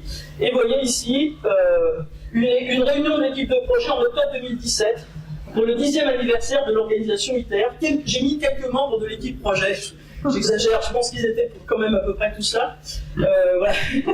Avec Bernard Bigot qui est évidemment ici au premier rang, et qui est donc le directeur général depuis quelques années maintenant de cette énorme entreprise scientifico-industrielle voilà, qui est à la pointe de la technologie. Alors, la France a pris en charge, en tant que pays hôte, un certain nombre de choses, des choses toutes bêtes, mais qui font partie du projet, qu'il faut financer. Par exemple, faire une école internationale, parce qu'on reçoit des gens du monde entier. Donc, il existe aujourd'hui une école internationale bilingue, de la maternelle au lycée, depuis 2007, où on parle 10 langues, et tous les cours sont en 2 langues, français et une des 10 langues. Voilà, ça se passe à Manosque, il y a 800 élèves et 41 nationalités. Donc l'architecture avait été confiée à M. Rudy Ricciotti. Voilà. Et donc il y a des enfants de 41 nationalités. J'ai trouvé cette photo qui a testé sympa avec tous ces enfants qui apprennent la vie avec des enfants qui viennent d'autres pays. Et puis à l'autre bout de la chaîne, il y a l'ensemble des universités françaises se sont fédérés, enfin l'ensemble, 12 établissements universitaires français se sont fédérés autour d'un Master 2 Sciences de la fusion et des plasmas, parce qu'il y a des tas de métiers à développer autour des métiers de toutes sortes. Hein. Il y a des scientifiques qui font la conception, mais il y a des métiers d'ingénieurs dans plein de domaines. Vous voyez un peu tous les domaines qui sont abordés en termes de mécanique, de résistance des matériaux, de chimie, de corrosion, toutes sortes de choses qu'on peut voir, les supras, les aimants, on cherche des performances ultimes en fait pour chacun des domaines. Et donc là c'est un stage d'élèves de Master 2 qui sont en visite sur le stage, sur le site. Alors il a fallu aussi que la France prenne en charge dans ces 20% l'aménagement de l'itinéraire, parce que toutes les pièces qui vont arriver du monde entier, il a fallu la route qui longe la Durance pour aller au site de Cadarache. Il a fallu partout faire doubler la chaussée pour que les convois puissent passer. Donc en fait, tous les convois qui viennent du monde entier arrivent dans l'étang de Berre, par Martigues, ils déchargent ici vers l'étang. Et donc il y a un circuit qui a été conçu pour arriver jusqu'à Cadarache. Il a fallu faire aménager dans le port de l'étang de Berre. Il a fallu...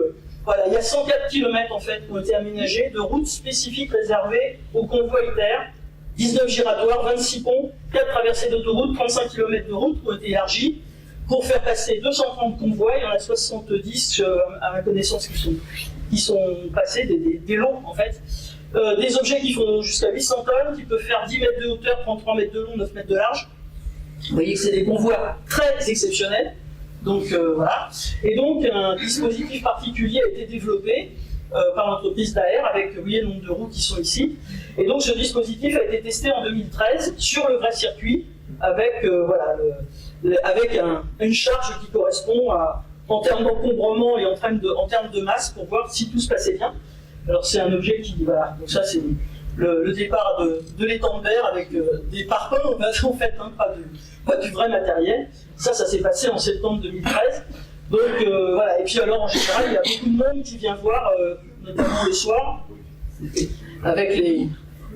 Et puis on se balade, voilà, donc ça c'est un truc qui s'est passé le matin de très bonne heure a priori. En général, ça se passe de nuit, ça roule à 4-5 km/h, donc ça met 2-3 jours pour venir de l'étang de Berre, et en général, il y a quelques paquets de gendarmes pour permettre le passage. Évidemment, le premier convoi a eu lieu en janvier 2015, et le dernier, là j'ai regardé, c'est le 26e. C'était 4 transformateurs électriques de 128 tonnes qui venaient de Chine, qui sont passés en mars 2019. Donc ça, c'est très récent. Et donc le partage de tous les pays, voilà, ils se sont répartis les fabrications des sous-ensembles du tokamak, les bobines, les alimentations, l'injection de particules neutres pour chauffer le plasma, système de refroidissement. Donc vous connaissez les petits drapeaux ici, tout le monde s'est partagé là-dessus.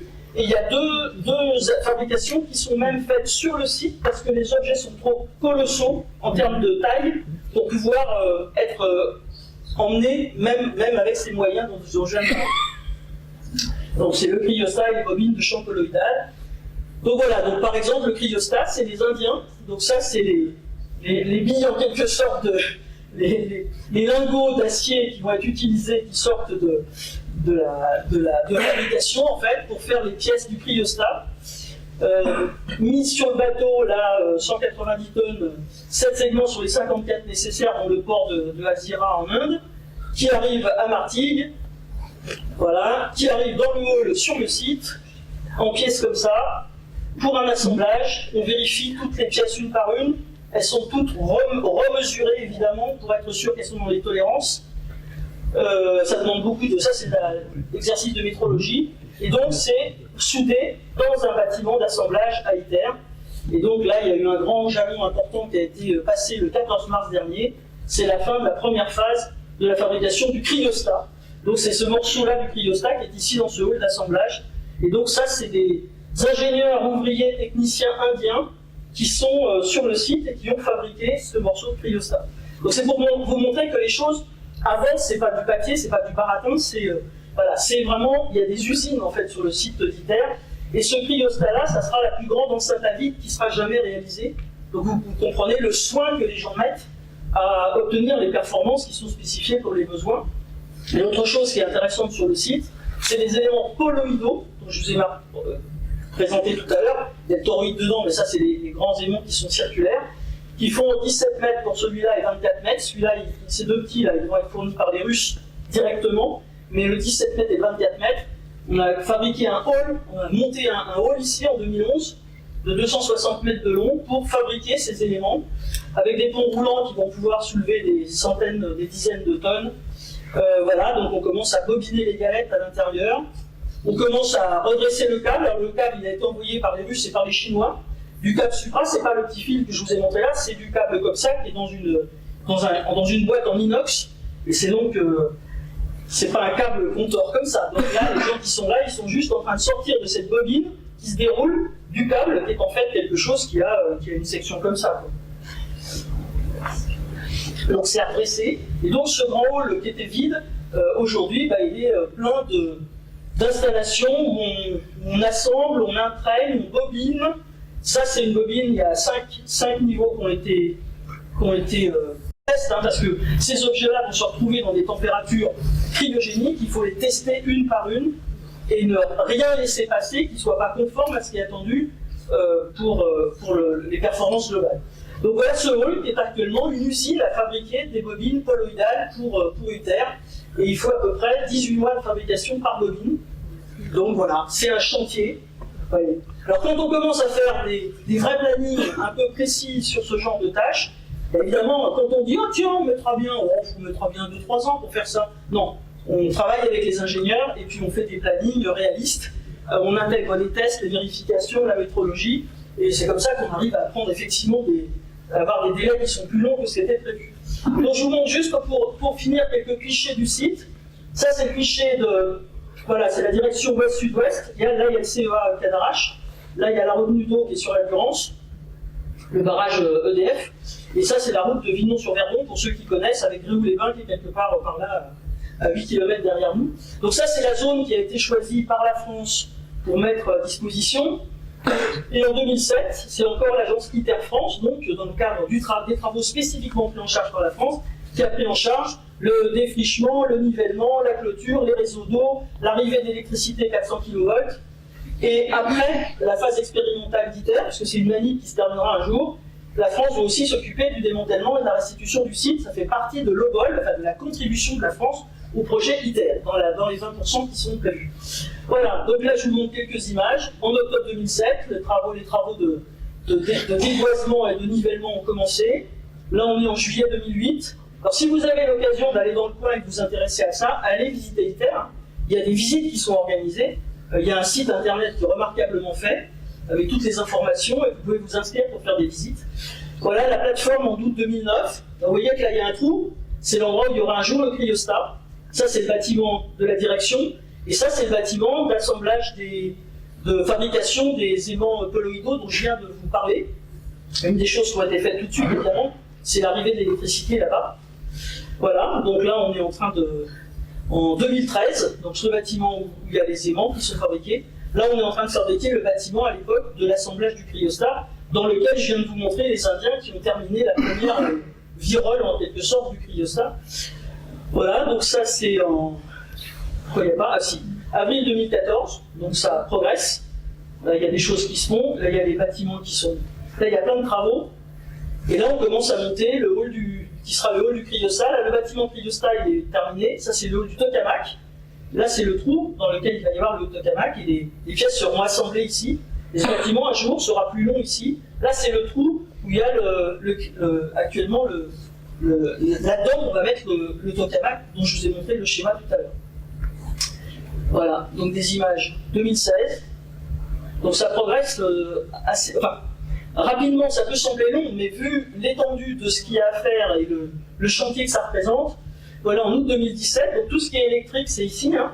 Au passage, il faut fabriquer aussi des bâtiments qui sont là, parce que là, pour sauver l'électricité en alternatif, et pour commander les aimants, il faut du continu. Donc, il y a quelques trucs à faire. Voilà, ça c'est le bâtiment qui fabrique tout ce qui est cryogénique. Voilà, donc on a... Et ça, c'est juillet 2018, avec le bâtiment maintenant qui est... Voilà, et le trou qui est ici. Donc on en est là pour la grosse manip. Et le bâtiment tokamak lui-même, donc là où il va y avoir le cœur, là, ça c'est la partie bâtiment. Et ce qu'on voit ici arrondi, c'est ce qu'on appelle la protection biologique. Donc c'est le support finalement béton du bâtiment lui-même, à l'intérieur duquel on voit bien l'aspect cylindrique. Il y aura le tokamak que je vous ai montré tout à l'heure en schéma. Alors ce dessin est assez faux parce qu'en fait cette partie-là, j'ai fait remonter la terre là parce que voilà, c'est les niveaux qui sont indiqués ici, mais ces niveaux-là sont souterrains.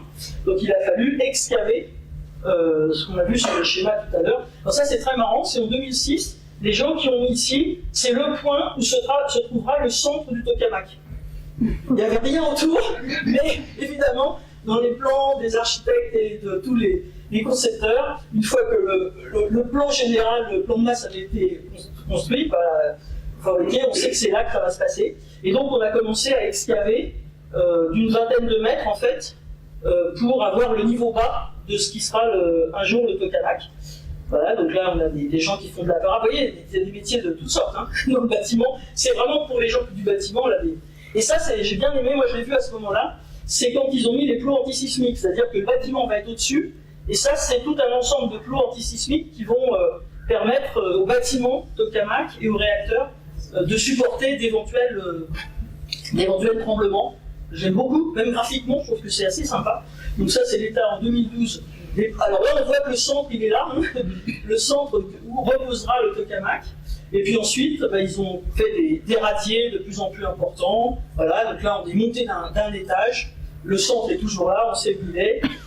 À l'intérieur, on voit le radier qui est supporté par les plots antisismiques. Donc on pourra aussi aller vérifier, entretenir tous ces points-là.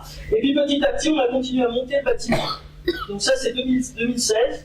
2017, le bâtiment, donc c'est le béton, hein, c'est à l'intérieur de ce bâtiment. Et puis en 2018, on a mis un couvercle pour que les gens puissent travailler à l'intérieur déjà de façon... parce qu'on est arrivé au niveau 1.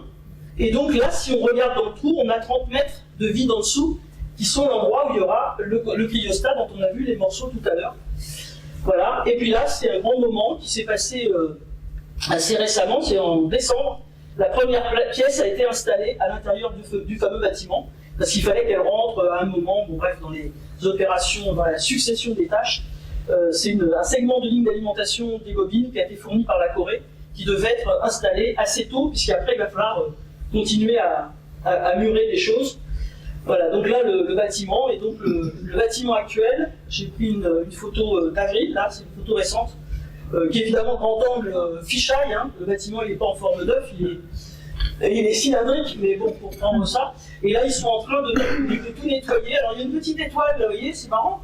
C'est là qu'un jour il y aura un petit... Non, je le plaisante. C'est un reflet.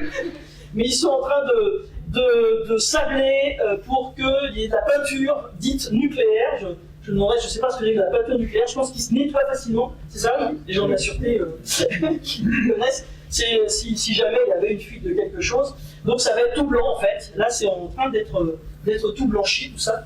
Donc on en est là. Et donc le cryostat n'a plus qu'à arriver. Voilà, donc le plan du haut, le cryostat, le cryostat et le réacteur tokamak, etc. Donc ça c'est le bâtiment d'assemblage, le système de chauffage. avec les ondes, les micro-ondes en fait, qui vont chauffer le plasma, qui sont là.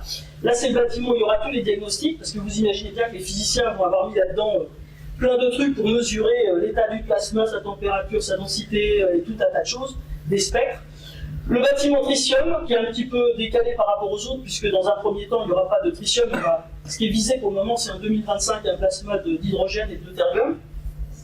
Le tritium, ça sera pour 2035. C'est le bâtiment d'assemblage du cryostat qui est ici. Là, c'est le bâtiment des bobines colloïdales dont je parlais tout à l'heure. Et le bâtiment de conversion, les deux bâtiments de conversion de puissance alternative continue. Et puis l'usine cryogénique qui fabrique. Il faut une usine pour fabriquer de l'hélium superfluide cryogénique sur le site, vu la quantité de ce qu'il faut. Voilà, donc ça c'est vraiment une vue de drone. Et la station électrique, c'est vrai que quand les premiers ingénieurs EDF, on leur a dit qu'il allait savoir fournir 500 MW à un moment, ouais, d'accord.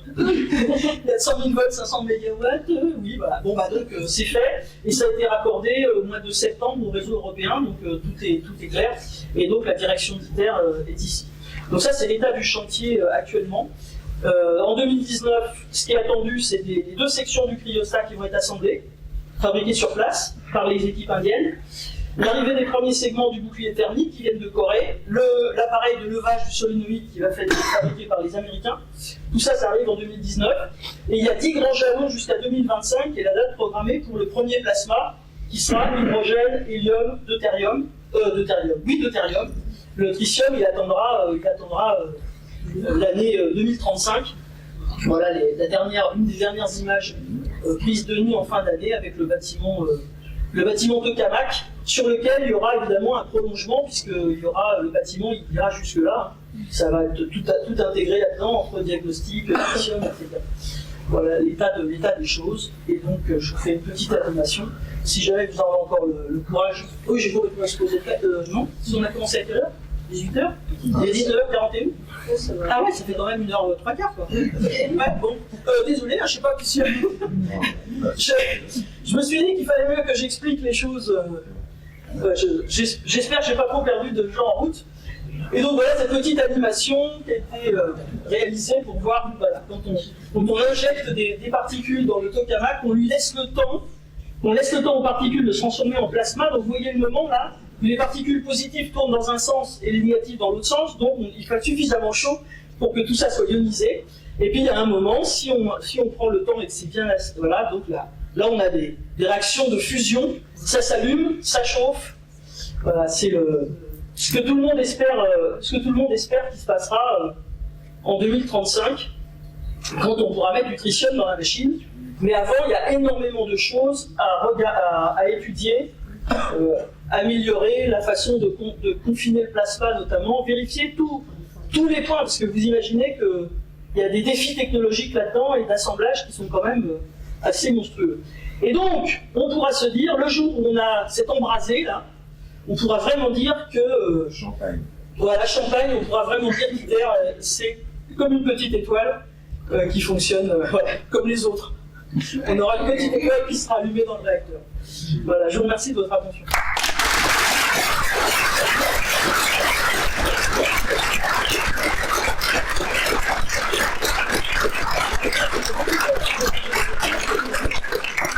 Justement, excusez-moi, il est temps maintenant de poser des questions. On va commencer comme d'habitude par les enfants d'abord.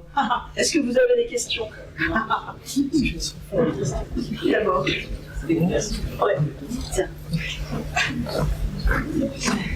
Maintenant que qu'il y a un couvercle et que c'est fermé, comment ils font pour faire rentrer d'autres pièces? Alors, d'abord, ce couvercle peut être ouvert pour des pièces qui sont moins importantes. Et puis, il y a des entrées qui ont été prévues à l'intérieur pour les pièces. Et puis, le couvercle pourra de toute façon être enlevé si vraiment il y a une opération. Là, pour le moment, le couvercle, il est provisoire, en fait. C'est pour protéger tous les ouvriers qui sont à l'intérieur et protéger des intempéries aussi, etc. Mais bon, le couvercle, il est provisoire. Ne t'inquiète pas, ils ont prévu dans la chaîne qu'on puisse rentrer les grosses pièces qui vont arriver dans 2-3 ans à l'intérieur. Est-ce qu'il y a d'autres questions? C'est un beau chantier. Moi, je suis un enfant, mais Ah oui. Oh, quoique, restons enfants très longtemps, même. non, mais vous toujours, parlez de certains. protection radiologique. Oui, radiologiques et biologiques. Ouais. Est-ce qu'on a un ordre d'idée des radiations émises du corps du réacteur? Alors là, c'est vraiment pas mon domaine, donc parce qu'on ne peut pas être spécialiste en tout. Ce que je sais, c'est que à l'intérieur du cryostat, à l'intérieur de la chambre à vide, les opérations vont être faites vont être robotisées pour changer notamment un certain nombre de plaques sur la couverture dont je parlais tout à l'heure. Les opérations vont être faites par robot. Donc je ne sais absolument pas, alors ça c'est un sujet que je connais pas, donc il faudrait que j'ai quelqu'un de la sûreté qui sache, qui regarde les dossiers, je sais pas. Je pense pas que ça soit dramatique, puisque de toute façon on est quand même dans une INB, hein, donc il va y avoir le suivi habituel de toutes les installations nucléaires de base, puisqu'il y aura un jour du tritium et qu'il y aura des matériaux activés, donc il va y avoir le suivi radiologique habituel, mais je ne sais pas quel est ce qui est pensé parmi les... Je ne sais pas si les gens vont prendre des doses et à quel niveau, j'en sais rien. Bon, c'est jamais, enfin, ça n'apparaît jamais par rapport à l'industrie nucléaire, je dirais, de fission, ça apparaît jamais comme un sujet. Non, mais voilà. que Mais je ne connais pas. Voilà, sachant que le niveau max restera le même que pour les gens qui travaillent dans le nucléaire, la vingtaine de millisieverts à l'année. J'avais deux questions. Date de démarrage, donc 2025, 2035, et c'est, on est sûr ou c'est un peu comme FAP 3 et c'est 2050 et est-ce que c'est bien 19 milliards ou c'est 40? Alors, c'est la première question. Et la deuxième, ce que je comprends, c'est que le nucléaire va produire 500 MW pendant quelques minutes. On espère plus. Mais peut-être plus. Ouais. Et on va l'évacuer par le On va réseau l'évacuer par des systèmes. Non, il n'y aura pas de fabrication d'électricité. Ah, ça va être évacué par des moyens. Je ne sais pas exactement dans quoi. Un peu comme au LHC, on fabrique de l'énergie, puis on le noie, on le met dans des résistances qui vont permettre de dévier. Voilà, ça se termine. On va chauffer des résistances. Oui, mais c'est une manière si on commence. C'est ça le problème. C'est que si on commence une manip de physique à se dire, tiens, puisqu'on va avoir un réacteur qui, j'espère, va marcher, si que on récupère l'électricité, alors là, on se met des contraintes majeures. Faisons les choses. C'est une manip de physique. On n'est pas là pour faire de l'électricité. Vérifions. Le but, là, c'est vraiment de démontrer qu'on est capable d'allumer un plasma qui va s'auto-entretenir pendant un certain temps, et on espère le plus longtemps possible. Point barre. Et c'est ça l'objectif qui est vraiment poursuivi. Alors, la confiance qu'on peut avoir, évidemment, la façon dont c'est parti, avec des augmentations, en gros, d'un facteur, on a déjà pris les 400%, voilà, pour le moment. La façon dont les budgets ont été évalués initialement sur des sujets qui étaient hautement innovants, avec zéro expérience, dans un cadre de négociation internationale, voilà, moi je n'ai pas circulé dans les discussions et les négociations, mais à partir du moment où c'était une alliance très politique finalement entre 7 grands partenaires, je ne sais pas quels sont les chiffres qui ont été utilisés. Je pense que les gens avaient une certaine confiance dans la technologie, on disait bon allez c'est un réacteur, voilà, avec l'expérience de la technologie de la fusion, on se dit de la fission, je veux dire, on fait des évaluations comme ça à la louche. Et en fait, ça n'a rien à voir, et l'organisation non plus n'a rien à voir, et le temps nécessaire pour faire les choses n'a rien à voir. On est tellement à la limite de ce qu'on est capable de faire que ça prend plus de temps que ce qui était prévu. Donc moi, tout ce que je dis, c'est que le nouveau directeur, donc Bernard Bigueux, qui a pris donc ce poste en 2015, il a tout de suite fait un audit international, en faisant intervenir des experts, y compris américains, qui ont été bien musclés sur le sujet, et qui ont fait des recommandations sur la façon dont lui il a pris la direction de ce truc-là. Et il a eu des recommandations très fortes, et donc il a mis en place ce qu'il appelle lui un état d'esprit projet, ce qui veut dire que ça existait moyennement avant, c'est-à-dire que dans un sens, chacun fait son petit bout dans son coin, donc lui il a vraiment mis en place une équipe qui est quand même extrêmement musclée, il y a pas mal de collègues du CEA d'ailleurs qui sont dans cette équipe, qui ont été détachés, donc il y a une équipe musclée en termes d'ingénierie. Maintenant, c'est un projet innovant, j'ai été chef de projet innovant, dans le spatial personnellement, vous pensez sérieusement à un moment que vous tiendrez un délai, et puis vous avez une grosse tuile, voilà, vous faites des analyses de risque, vous essayez de penser à tout, et puis il y a un moment, la grosse tuile auquel personne n'avait pensé, et puis qui vous fait prendre 6 mois de retard, ou voilà. Donc, mais je pense que là, on est sur un planning qui est sérieux, et d'ailleurs, il y a eu des évaluations internationales qui ont montré que depuis quelques années, il y a une grosse amélioration, les jalons sont tenus les uns après les autres. Voilà, on part là-dessus. Voilà. Il faut être indulgent. Oui, Totalement ignorant. Oui. Ceci n'a rien à voir avec l'accélérateur de particules qui est sous la du CERN. frontière suisse. L'accélérateur de particules, c'est le Large Hadron Collider, le grand collisionneur de protons, qui tourne sous la... Et là, c'est pour faire de la physique des particules. Donc là, le but du jeu, c'est pas du tout l'énergie, c'est de faire se fracasser, enfin de se collisionner des protons qui tournent pratiquement à la vitesse de la lumière dans un sens et les autres dans l'autre, de façon à comprendre mieux l'intimité de la matière. Donc qu'est-ce qu'il y a dans un neutron et dans un proton? Voilà, c'est la physique fondamentale, c'est la physique pas du tout liée à l'énergie. C'est vraiment pour reconstituer l'état de la matière quand l'univers était par exemple beaucoup plus chaud. À l'endroit où on fait se collisionner deux protons, on a quelque chose qui fait un million de fois un milliard de degrés. Et ça pendant une nanoseconde. Donc c'est vraiment des études sur la structure de la matière. Ça n'a rien à voir effectivement avec ce projet-là. J'ai des questions qui se rapprochent un peu. Par contre, juste un point, il y a aussi des aimants supraconducteurs de très très haute technologie, etc. Parce que les gens ont aussi besoin d'emmener des particules, de leur faire prendre des virages plus ou moins. Voilà. Donc la technologie supra-aimant, elle est présente dans les deux. D'ailleurs, il y a des équipes qui travaillent sur les deux, ou l'un après l'autre. Oui, donc, moi, ma question, c'était... J'ai plusieurs questions. Quand on fait un plasma, je me demande ce que deviennent les particules. Ah ben, Oui, mais elles sont à l'état ionisé, donc on a des électrons, des ions, ils se recombinent comment?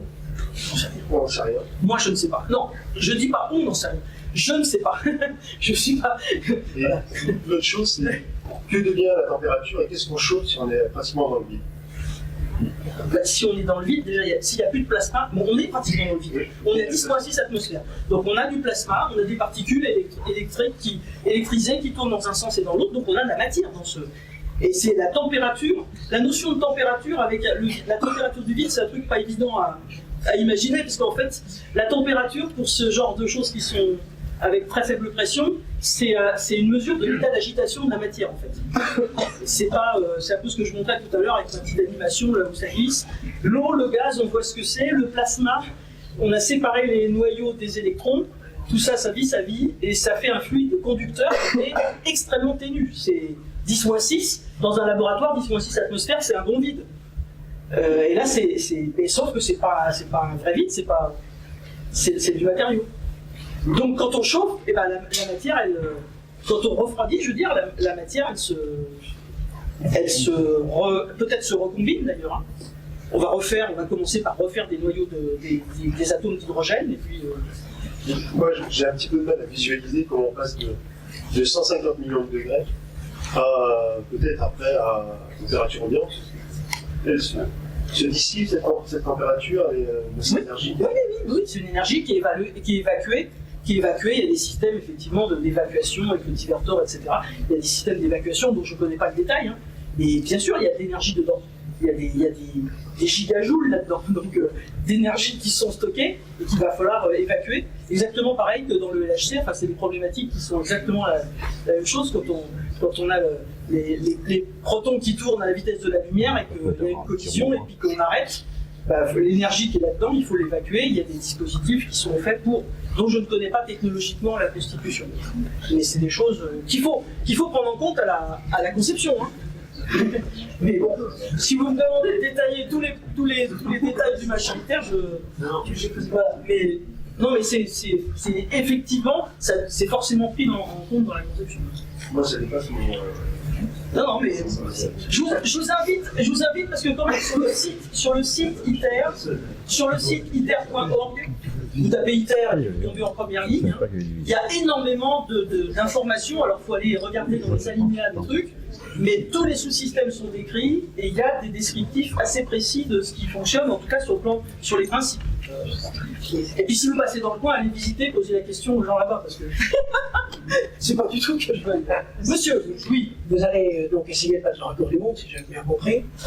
Oui, enfin, c'est comme dans l'athlétisme, vous allez essayer de savoir fonctionner combien de temps ce ITER. ITER, il est prévu 20 ans d'exploitation. Donc vous allez faire. On est toujours là-dessus. Ah oui, oui, donc on va arriver à battre le record du monde plusieurs fois. Ah ben c'est probable.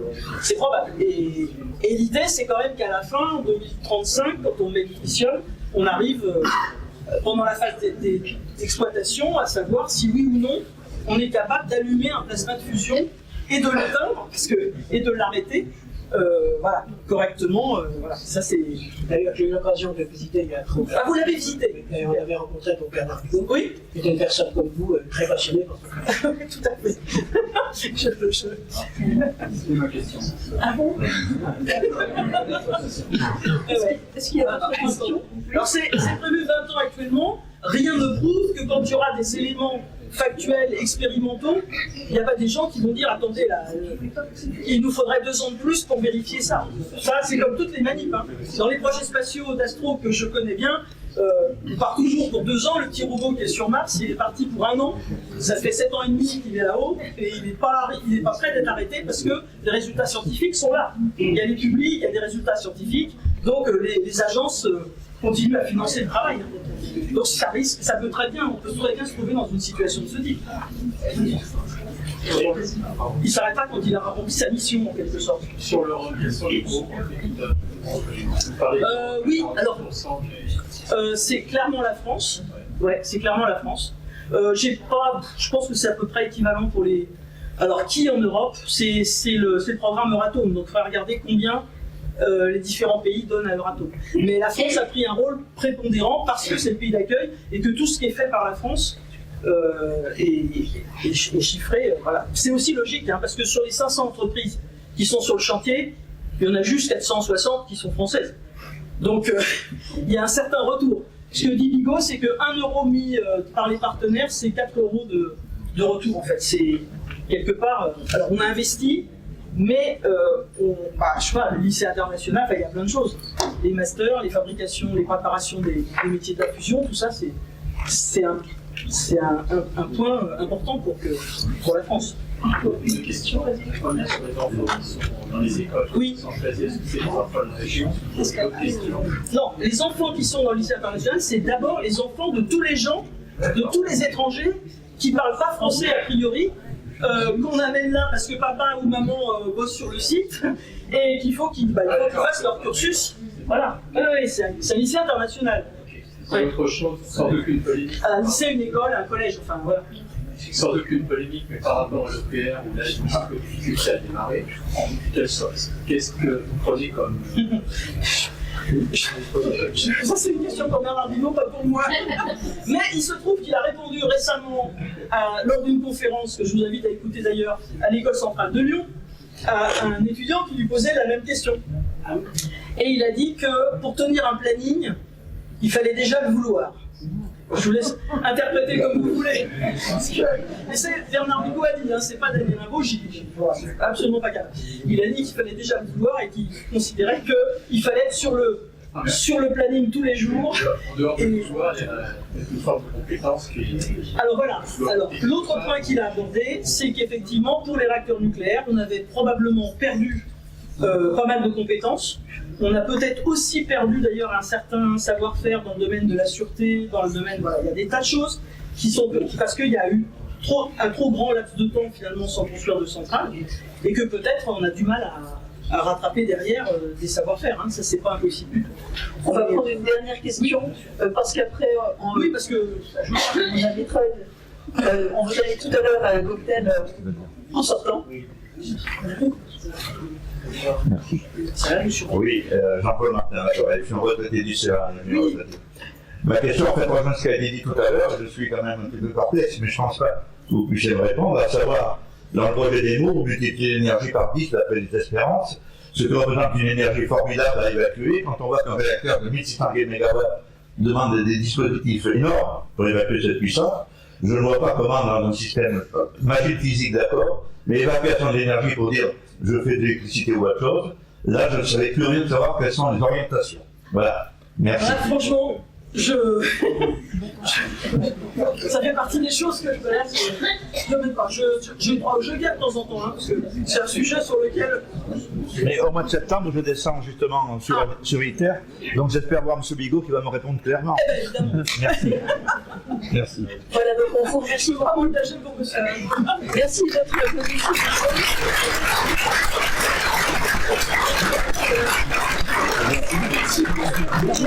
Si vous souhaitez être prévenu des prochaines conférences, il faut laisser votre nom à l'accueil de l'UDIVER. Donc on vous invite maintenant à un cocktail pour continuer les échanges. Oui, je